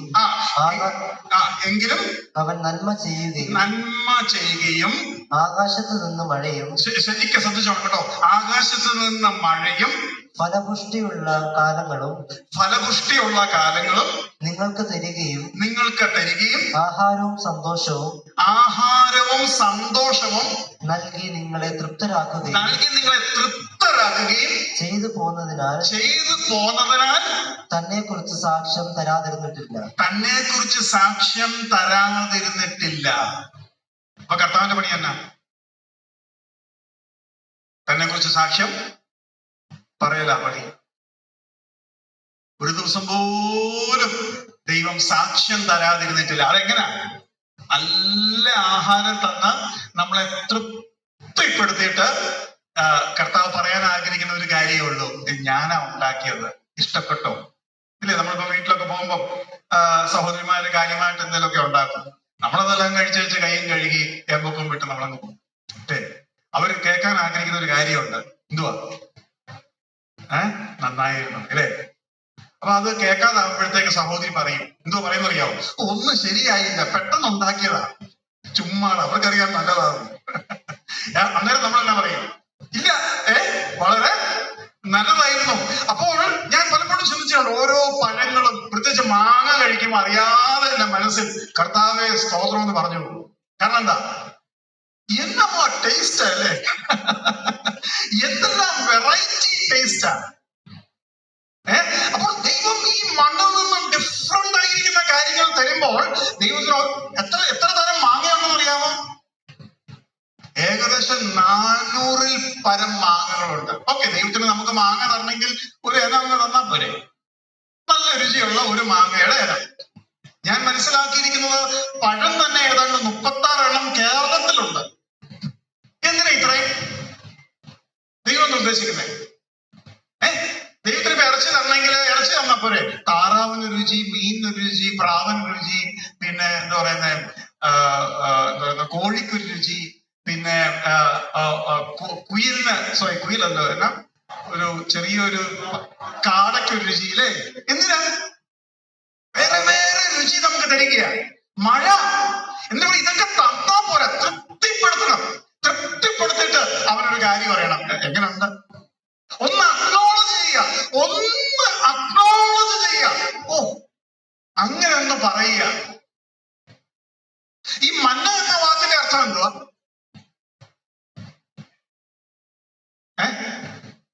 മന്ന എന്ന വാക്ക്, what is the meaning or of the word manna? What is the meaning of the word manna? What എന്നാണ് മന്ന എന്ന വാക്കിന്റെ അർത്ഥം. ആക്ച്വലി ആ ചോദ്യത്തിൽ തന്നെ ഉത്തരമുണ്ട്. What is the meaning? അതാണ് അതിന്റെ ഉത്തരം. What? എന്ത് എന്നുള്ളതാണ് അതിന്റെ ഉത്തരം. അങ്ങനെ ഒരു ആഹാരം ഉണ്ടോ? എന്ത്? ഇന്നെന്തോ കഴിച്ചേ? ഞങ്ങൾ എന്തിന്റെ കൂട്ടാ കഴിച്ചേ? ഇത് എന്തിന്റെ അപ്പം കഴിച്ചു? ഇന്ന് എന്തുകൊണ്ട് ഞങ്ങൾ പായസം ഉണ്ടാക്കി? അങ്ങനെയാണോ? ഈ എന്തെന്ന് പറഞ്ഞൊരു പേരാണോ? Is it a name?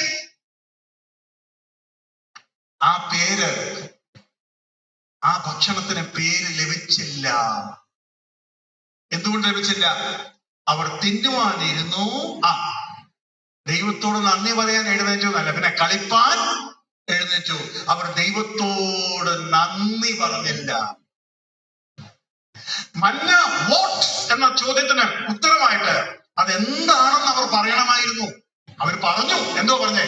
ഈ നിസാര ഭക്ഷണം ഞങ്ങൾക്ക് എന്തിനാണ്? കർത്താവ് കേൾക്കാൻ ആഗ്രഹിക്കുന്നത് അവൻ നൽകുന്നതിനെ കുറിച്ച്, അവൻ നൽകിയ അവനെ കുറിച്ചുമാണ്. അപ്പോൾ കർത്താവ് സാക്ഷ്യം കൊടുക്കാതെ ഇരുന്നിട്ടില്ല. അപ്പോൾ നമ്മൾ എന്തൊക്കെ കണ്ടു? ശിഷ്യന്മാരുടെ മുഴുവൻ ജീവിതം കണ്ടു. സഭയുടെ ഉത്തരവാദിത്വം മണവാട്ടി എന്ന നിലയിൽ മണവാട്ടിയുടെ ഡ്രസ്സ് ധരിച്ച് വേണം സുവിശേഷം പറയാൻ. എന്ന് വെച്ച് കഴിഞ്ഞാൽ മണവാട്ടിയുടെ സ്വഭാവത്തോടുകൂടെ, സൗമ്യതയോടുകൂടെ, പ്രാവിനെ പോലെ നിഷ്കളങ്കമായിക്കൊണ്ട് വേണം ചെന്നായ്ക്കളോട് നല്ല മനോഹരമായ സ്വീറ്റ് ആയിട്ട് വേണം സുവിശേഷം പറയാൻ. ചിലർ കടിച്ചു കീറുന്ന സുവിശേഷം പറയും അല്ലേ? അവരെ നോയിച്ച് ഉപദ്രവിച്ച് അവരുടെ മതത്തെയും പറഞ്ഞ് അവരുടെ ദൈവത്തെയും പറഞ്ഞ് കുളമാക്കി ഇല്ലേ? അയ്യോ, അങ്ങനെയല്ല സുവിശേഷം പറയുന്നത്. പരിശുദ്ധാത്മാവും മണവാട്ടിയും പറയുന്നു വരിക. പരിശുദ്ധാത്മാവിന്റെ സ്വഭാവം സ്നേഹം, ദയ, ദീർഘക്ഷമ, പരോപകാരം, അതിനോട് ചേർത്ത് വേണം സുവിശേഷം ചെല്ലാൻ. അപ്പോൾ അങ്ങനെ സുവിശേഷം പറയുമ്പോൾ ഇവർ ഏറ്റു പറഞ്ഞില്ല. ഒരു വാക്യം കൂടെ ഈ ഏറ്റു പറയാത്തതിനെ കുറിച്ച് റോമക്കത്ത് ലേഖനത്തിൽ എഴുതിയിട്ടുണ്ട്. റോമക്കത്ത് ലേഖനം 1-ാം അധ്യായം എടുത്തേ. റോമക്കത്ത് ലേഖനം 1-ാം അധ്യായം അതിന്റെ 19 തൊട്ടൊന്ന് വായിച്ചേ. 19 തൊട്ട്.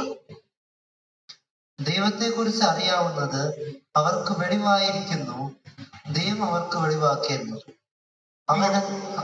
അവന്റെ നിത്യശക്തിയും ദിവ്യത്വവുമായി അവന്റെ അദൃശ്യ ലക്ഷണങ്ങൾ ലോക സൃഷ്ടി മുതൽ അവന്റെ പ്രവൃത്തികളാൽ ബുദ്ധിക്ക് തെളിവായി വെളിപ്പെട്ടു വരിക. തെളിവായി, അത് ദൈവം തന്നെ കുറിച്ച് സാക്ഷ്യം കൊടുക്കാതെ ഇരുന്നിട്ടില്ല എന്നുള്ളതിന്റെ മറ്റൊരു വാക്യം. തെളിവായി വെളിപ്പെട്ടു വരിക. മുമ്പോട്ട് വായിച്ചാൽ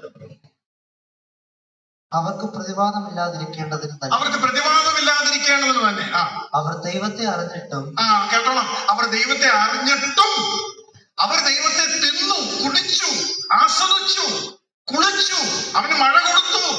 അവൻ ശരിക്കും ദൈവത്തെ അറിയുക. അതായത് ഒരു സഹോദരി ആഹാരം ഉണ്ടാക്കുമ്പോൾ ആ സഹോദരിയുടെ കൈകരുത്, ആ സഹോദരിക്ക് നമ്മളോടുള്ള കരുതൽ, സ്നേഹം നമ്മൾ അറിയുകയാണ് ചെയ്യുന്നത്.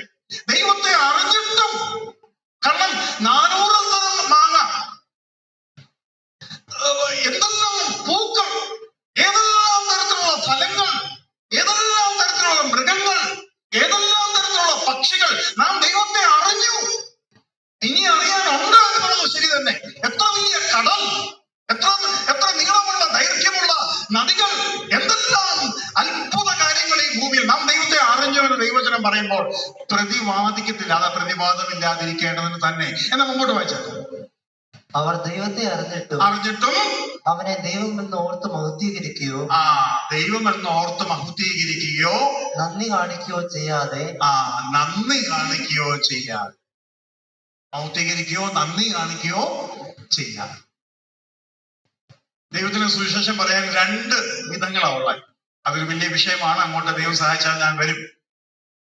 ഒന്ന്, നന്മ കൊണ്ട് തൃപ്തി വരുത്തി തന്നെ കുറിച്ച് സാക്ഷ്യം പറയും. രണ്ടാമത്തെ വിധം എന്നാ അറിയാവോ? തിന്മ കൊണ്ട് നിന്നെ വട്ടം കറക്കി അന്നേരവും തന്നെ കുറിച്ച് സാക്ഷ്യം പറയും. ഞാൻ പറഞ്ഞ മനസ്സിലാവുന്നു?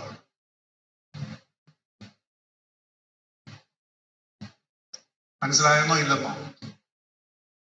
നന്മ തന്ന ഇതെല്ലാം തന്നിട്ട്, വ്യക്തമായി തന്നിട്ട് അവർ ദൈവത്തോട് നന്ദി പറഞ്ഞില്ല. ദൈവത്തോട് നന്ദി പറയാതിരിക്കുമ്പോൾ ദൈവം തിന്മ കൊണ്ട് സാക്ഷ്യം പറയുന്നത് കാണണം. തിന്മ കൊണ്ട് ദൈവം സാക്ഷ്യം പറയുന്നത് നമുക്ക് നോക്കാം.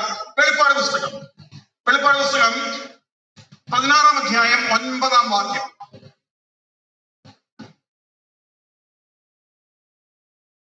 മനുഷ്യർ അത്യുഷ്ണത്താൽ വെന്തുപോയി. മനുഷ്യൻ അത്യുഷ്ണത്താൽ വെന്തുപോയി. ഇംഗ്ലീഷിൽ എഴുതിയിരിക്കുന്നത് men were scorched with heat. Scorched എന്ന് വെച്ച് കഴിഞ്ഞാൽ റോസ്റ്റ് ആയി പോയി. പിന്നെ നമ്മളീ കാണുന്ന ചൂടുണ്ടല്ലോ, ഇതൊന്നുമല്ല. അക്ഷരാർത്ഥത്തിൽ നമ്മൾ റോസ്റ്റ് ആയി പോകും. അങ്ങനത്തെ ചൂട് വരാൻ പോവാ. അപ്പോൾ മനുഷ്യൻ അത്യുഷ്ണത്താൽ വെന്തുപോയെന്ന് പറഞ്ഞാൽ ചുമ്മാ പറയല്ല. പോവുകയല്ല, വെന്ത് പോകും. ഓക്കെ, വെന്ത് പോയി. ഈ ബാധകളുടെ മേൽ ആ. അധികാരമുള്ള ദൈവത്തിന്റെ നാമത്തെ ദുഷിച്ചതല്ലാതെ ഇപ്പൊ അവര് അക്നോളജ് ചെയ്തു. ഇതാരാ തന്നെ? ഇത് തന്ന ദൈവത്തെ അവരെന്ത് ചെയ്തു? ദൂഷിച്ചു. നന്മ തന്നപ്പോ നന്ദി പറഞ്ഞില്ല, തിന്മ തന്നപ്പോ കൃത്യമായിട്ട് അതങ്ങോട്ട് കൊടുത്തു. എന്തുവാ? ദൂഷണം. അത് മനസ്സിലാവുന്നുണ്ടോ? ദൈവം തന്റെ ലക്ഷ്യം സാധിച്ചെടുത്തു. എന്തുവാ ദൈവത്തിന്റെ ലക്ഷ്യം? ഞാനൊരുത്തൻ ഇവിടെ ഉണ്ടെന്ന് നിനക്ക് മനസ്സിലായല്ലോ. നിനക്ക് 2 മൊട്ടയിൽ തന്നപ്പോഴെങ്കിലും ഇത് മേലെയാണ് വരുന്നതെന്നും ഇതിന്റെ മേലൊരു അധികാരി ഉണ്ടെന്നും നിനക്കിപ്പോ മനസ്സിലായല്ലോ. റോമക്കത്ത് ലേഖനം 1-ാം അധ്യായത്തിൽ നമ്മൾ പല കാര്യങ്ങൾ വായിച്ചു. എന്നിട്ട് ദൈവത്തിനെ മഹത്വീകരിക്കുകയോ നന്ദി പറയുകയോ ചെയ്യാതെ അവർ എന്ത് ചെയ്തു എന്ന് അവിടെ എഴുതിയിട്ടുണ്ട്. അതൊന്ന് വായിക്കാമോ? അതും ഇതും കൂടെ ചേർത്ത് വായിക്കണം. ഇതിലേക്ക് നമ്മൾ മടങ്ങി വരുന്നതാണ്. അവർ ദൈവത്തെ അറിഞ്ഞിട്ടും അവനെ ദൈവമെന്ന് ഓർത്ത് മഹത്വീകരിക്കുകയോ നന്ദി കാണിക്കുകയോ ചെയ്യാതെ തങ്ങളുടെ നിരൂപണങ്ങളിൽ വ്യർത്ഥരായി തീർന്നു. അവരുടെ വിവേകമില്ലാത്ത ഹൃദയം ഇരുണ്ടുപോയി. ജ്ഞാനികൾ എന്ന് പറഞ്ഞുകൊണ്ട് അവർ മൂഢരായിപ്പോയി. 23 വായിച്ചാൽ അക്ഷയനായ ദൈവത്തിന്റെ തേജസ്സിനെ അവർ ക്ഷയമുള്ള മനുഷ്യൻ കേട്ടോളെ എന്റെ ഇങ്ങോട്ട് നോക്കണേ. ക്ഷയമുള്ള മനുഷ്യൻ ലെവൽ നോക്കിക്കോണം. മനുഷ്യൻ ഏറ്റവും ഉയർന്ന ലെവലുള്ള ക്ഷയമുള്ള മനുഷ്യന് തുല്യനാക്കി. പക്ഷി താഴോട്ട് പോയോ മേലോട്ട് പോയോ? പക്ഷി. നാൽക്കാലി 4 കാലയിൽ നടക്കുന്നത്. ഇഴജാതി. അതിന്റെ ആ ലെവൽ പിടിക്കണമെന്നും. പക്ഷി, നാൽക്കാലി, ഇഴജാതി, ഇതെല്ലാം പോകാം. പക്ഷെ ഏറ്റവും താഴെ ഇഴജാതി വരെ കൊടുത്തു. അവർക്ക് വ്യക്തമായി തെളിവായി വെളിപ്പെട്ടിട്ടും അവർ ദൈവത്തെ ഓർത്ത് മഹത്വീകരിച്ചില്ല. ഇവിടെ ഞാൻ പറയാൻ ആഗ്രഹിക്കുന്ന കാര്യം, യേശുവാണ് ദൈവമാണെന്ന് നീ അറിയണമെന്നല്ല അതിന്റെ അർത്ഥം. ഈ ദൈവം വലിയവനാണ്. ഈ ദൈവം എലിയും പുലിയും പിന്നെ സിംഹത്തെക്കാട്ടിലൊക്കെ വലുതാണെങ്കിൽ നിനക്ക് മനസ്സിലാവുമല്ലോ. ഇത് നക്ഷത്രത്തിനെക്കാട്ടിലും സൂര്യനെക്കാട്ടിലും വലിയ ഒരു വ്യക്തിയാണെന്ന് നിനക്ക് മനസ്സിലാകുമല്ലോ. അതാ ഇവിടെ പറയുന്നത്. രക്ഷയ്ക്കായി കാക്ഷിക്കുന്നവനെ അതിലാക്കുമെന്ന് വെച്ച് കഴിഞ്ഞാൽ ഈ പ്രപഞ്ചത്തെ ഉണ്ടാക്കിയ ദൈവത്തെ എനിക്ക് അറിയണമെന്ന് നിനക്ക് വാസ്തവമായി തോന്നിയാൽ ദൈവം അതിന്റെ ബാക്കി വഴികൾ ഒരുക്കി തരും. പക്ഷെ നീ അതിന് പകരം എന്ത് ചെയ്തു? മനുഷ്യൻ, പക്ഷി, നാൽക്കാലി, ഇഴജാതി എന്നിവയുടെ സാദൃശ്യമാക്കി മാറ്റിക്കളഞ്ഞു. അതെല്ലാം പണിയാണ്. ഞാൻ ഇങ്ങനെ ചോദിക്കാറുണ്ട്, ന്യായവിധിയുടെ ദിവസത്തിൽ ആരെങ്കിലും പറയാം, കർത്താവേ നീയാണ് ദൈവം എന്നൊന്നും ഞങ്ങൾക്ക് അറിയത്തില്ല, ഞങ്ങൾ ജനിച്ചപ്പോ തൊട്ട് ഞങ്ങളുടെ മാതാപിതാക്കൾ ഞങ്ങൾക്ക് പറഞ്ഞു തന്നതൊക്കെ ഞങ്ങൾ വിശ്വസിച്ചു. അപ്പൊ ദൈവം ചോദിക്കും, എന്റെ ഒരു അഭിപ്രായം പറയാം കേട്ടോ, അങ്ങനെ ചോദിക്കുമെന്നല്ല, ചോദിക്കാനുള്ള സാധ്യത നമുക്കറിയത്തില്ല, എന്റെ ഒരു രീതി ഞാൻ പറയും. ദൈവം പറയാ, നിനക്ക് യേശു എന്റെ പുത്രൻ ആരാ, യേശു ആരാ നിനക്ക് അറിയത്തില്ല, അതെനിക്ക് മനസ്സിലാക്കാം. പക്ഷെ ഈ നാൽക്കാലി, എലി, ഈ പുലി അല്ലെങ്കിൽ ഈ ഇഴജന്തു നിന്റെ ദൈവമാണെന്ന് നിനക്ക് എങ്ങനെ മനസ്സിലായി? നമ്മൾ നേരത്തെ കണ്ടു, കൊമ്പില്ല, ചെവിയില്ല, പിന്നെ ടെമ്പറേച്ചർ ഡിഫറൻസ് അറിയാനുള്ള കഴിവില്ല, പിന്നെ കൈയില്ല, കാലില്ല. ഈ ഇഴജന്തു നിന്റെ ദൈവമാണെന്ന് നിനക്ക് എങ്ങനെ മനസ്സിലായി? ഇത് ഭയങ്കര കണ്ടുപിടുത്തമല്ലേ? ഇത് പാമ്പിന്റെ വേറെ പ്രത്യേക കോൾഡ് ബ്ലഡഡ് ആനിമൽ എന്നാ പറയുന്നത്. കോൾഡ് ബ്ലഡഡ് എന്ന് വെച്ച് കഴിഞ്ഞാൽ ഈ പാമ്പിന്റെ രക്തം ഭയങ്കര തണുപ്പുള്ള രക്തമാണെന്ന് അതിന്റെ അർത്ഥം. കോൾഡ് ബ്ലഡഡ് ആണ്. ബുദ്ധിയില്ല എന്നുള്ളത് ശാസ്ത്രീയമായിട്ട് നമ്മൾ കണ്ടുപിടിച്ചു എന്ന് ഞാൻ പറഞ്ഞു. അപ്പൊ ബുദ്ധിയില്ല, ഓർമ്മയില്ല, കൊമ്പില്ല, കൈയില്ല, കാലില്ല, പിന്നെ പേടിച്ചരണ്ട് ജീവിക്കുന്ന, കുഴികളിൽ ജീവിക്കുന്ന, മണ്ണ് തിന്നുന്ന, ഉരസ് കൊണ്ട് ഗമിക്കുന്ന ഈ ജീവിയാണ് നിന്റെ ദൈവം എന്ന് നിനക്ക് മനസ്സിലായത് നീ ഇവിടെ വെച്ച് എനിക്കൊരു ഒന്ന് പറഞ്ഞതാണ്. എന്ത് പറയും? ഇതിനാ പറയുന്നത് പ്രതിവാദമില്ലാതിരിക്കേണ്ടതിന് തന്നെ. എന്ന് വെച്ചാൽ പ്രതി വാദിക്കത്തില്ല. കാരണം സ്വർഗത്തിൽ ആകെ കൂടെ ഒരു അഡ്വക്കേറ്റേ ഉള്ളൂ. ഈ അഡ്വക്കേറ്റ് ആ ന്യായം വിധിക്കുന്നത്. എന്ന് വെച്ചാൽ അഡ്വക്കേറ്റ് ആ ജഡ്ജി. ഇനിയിപ്പോ വേറെ അങ്ങോട്ട് പോകും. അത് രസമല്ലേ? ഇന്ന് നിത്യതയിൽ നമ്മൾ പോകുമ്പോൾ ആകെ കൂടെയുള്ള അഡ്വക്കേറ്റ് ഇപ്പം കോടതി ജഡ്ജി ആയിട്ടിരിക്കുക. ഇനിയിപ്പം വാദിക്കാനായിരിക്കും. പ്രതിവാദമില്ലാതിരിക്കേണ്ടതിന് തന്നെ. നമുക്ക് മടങ്ങി അങ്ങോട്ട് വരാം, വെളിപ്പാടിലേക്ക് മടങ്ങി വരാം. അവിടെ അവരെന്ത് ചെയ്തു? അവരെ ദൂഷിച്ചു. മുമ്പോട്ട് വായിച്ചാൽ മനുഷ്യർ അത്യഷ്ണത്താൽ വെന്തുപോയി. ഈ ബാധകളുടെ മേൽ അധികാരമുള്ള ദൈവത്തിന്റെ നാമത്തെ ദുഷിച്ചതല്ലാതെ അവന് മഹത്വം കൊടുക്കുവാൻ തക്കവണ്ണം മാനസാന്തരപ്പെട്ടില്ല. അപ്പൊ എന്തിനാ ദൈവം സൂര്യനെ കൊടുത്തത്, അല്ലെ ഈ ചൂട് കൂട്ടിയത്? അതവിടെ പറയുന്നുണ്ട്. എന്തുവാ, എന്തിനാ ദൈവം? അന്നേരമെങ്കിലും ഇവൻ ദൈവത്തെ തിരിച്ചറിഞ്ഞു. ഈ അധികാരമുള്ള ദൈവത്തെ അവൻ ദുഷിച്ചു എന്ന് വെച്ചാൽ ഇത് ദൈവമാണ് ചെയ്യുന്നതെന്ന് നിനക്ക് മനസ്സിലായി. അപ്പൊ നീ എന്തോ ചെയ്യേണ്ടിയിരുന്നത്? നീ മാനസാന്തരപ്പെടണമായിരുന്നു. അതെ, ഞാനിപ്പോ ക്രൂരനാണ്, ഞാൻ നിനക്ക് വെയിലാ തരുന്നത്, ഞാൻ നിന്നെ വേലിക്കുക, ഞാൻ നിന്നെ പൊള്ളിക്കുക, സമ്മതിച്ചെന്നേ. പക്ഷെ അന്നേരം നിനക്ക് എന്നോട് റിബൽ ചെയ്യാൻ ഒരവകാശവുമില്ല. നീ ഇപ്പോഴും എന്ത് ചെയ്യണമെന്ന് ഞാൻ ആവശ്യപ്പെടുന്നു? മാനസാന്തരം. അപ്പൊ മാനസാന്തരം ആണ് ദൈവം അവിടെ ആവശ്യപ്പെടുന്നതെങ്കിൽ ആ പ്രക്രിയ സാക്ഷ്യം പറച്ചിലല്ലേ? ഇവൻ നന്മ ചെയ്തുകൊണ്ട് തന്നെ കുറിച്ച് സാക്ഷ്യം പറയാതിരുന്നില്ല, തിന്മ ചെയ്തുകൊണ്ടും തന്നെ കുറിച്ച് സാക്ഷ്യം പറഞ്ഞപ്പോൾ അവർ ചെയ്യേണ്ടിയിരുന്നത് എന്താ? മാനസാന്തരം. അവർ മാനസാന്തരപ്പെട്ടില്ലെന്ന് എഴുതിയിരിക്കുന്നത്.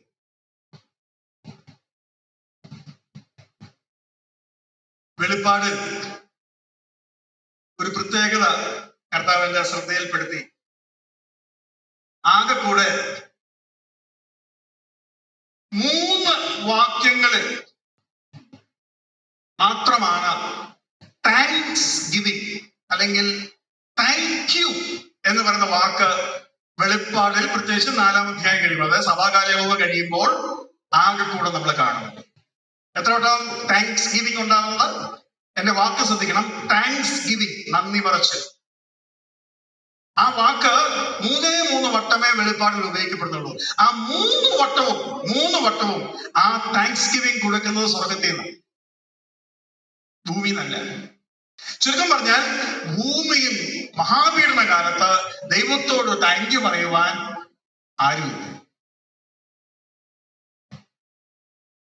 എന്നാൽ വെളിപ്പാടിൽ ദൂഷണം പറഞ്ഞു എന്ന് എഴുതിയിരിക്കുന്നത് 7 പ്രാവശ്യമാണ്, +1, മൊത്തം 8 പ്രാവശ്യം പറഞ്ഞു.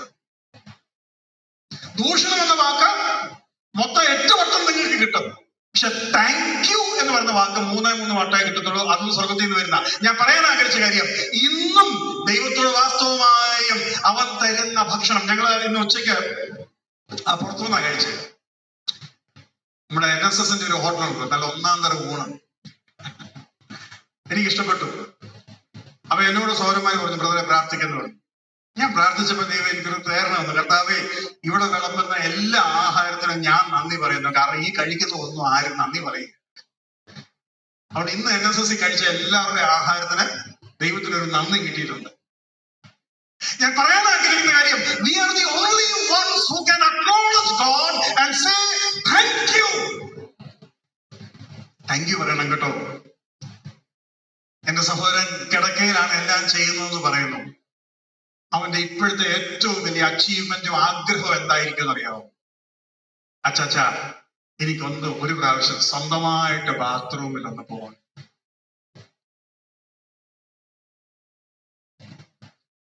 Thank you. നന്ദി പറയാൻ ഉമ്മിനീരിറക്കുമ്പോൾ പോലും നമുക്ക് സാധിക്കണം. പ്രിയമുള്ളവരെ, നാം നന്ദി കെട്ടവരാണോ? ഓരോ പ്രാവശ്യവും ദൈവം ഓരോന്നും നമുക്ക് നിരന്തരം തരുമ്പോൾ, അറിയാമോ, ഈ MS എന്ന് പറയുന്ന ഒരു പ്രത്യേക വാക്ക് ഈ ഹാർട്ട് ബീറ്റിന് ഇടയ്ക്കുണ്ട്.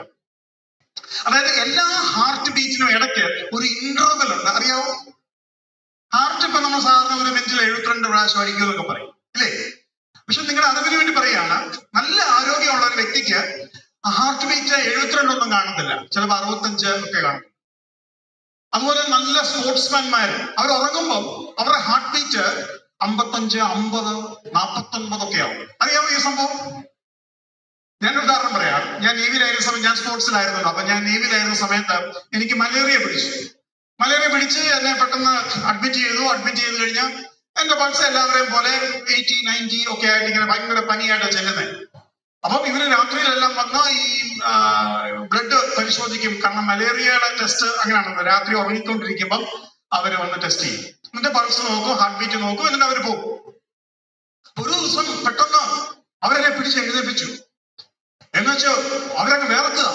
പെട്ടെന്ന് ഡോക്ടറെ വിളിച്ചു. നഴ്സുമാരെല്ലാം ഓടി വന്നു. എന്നാ സംഭവം? ഒരു പിടിയില്ല.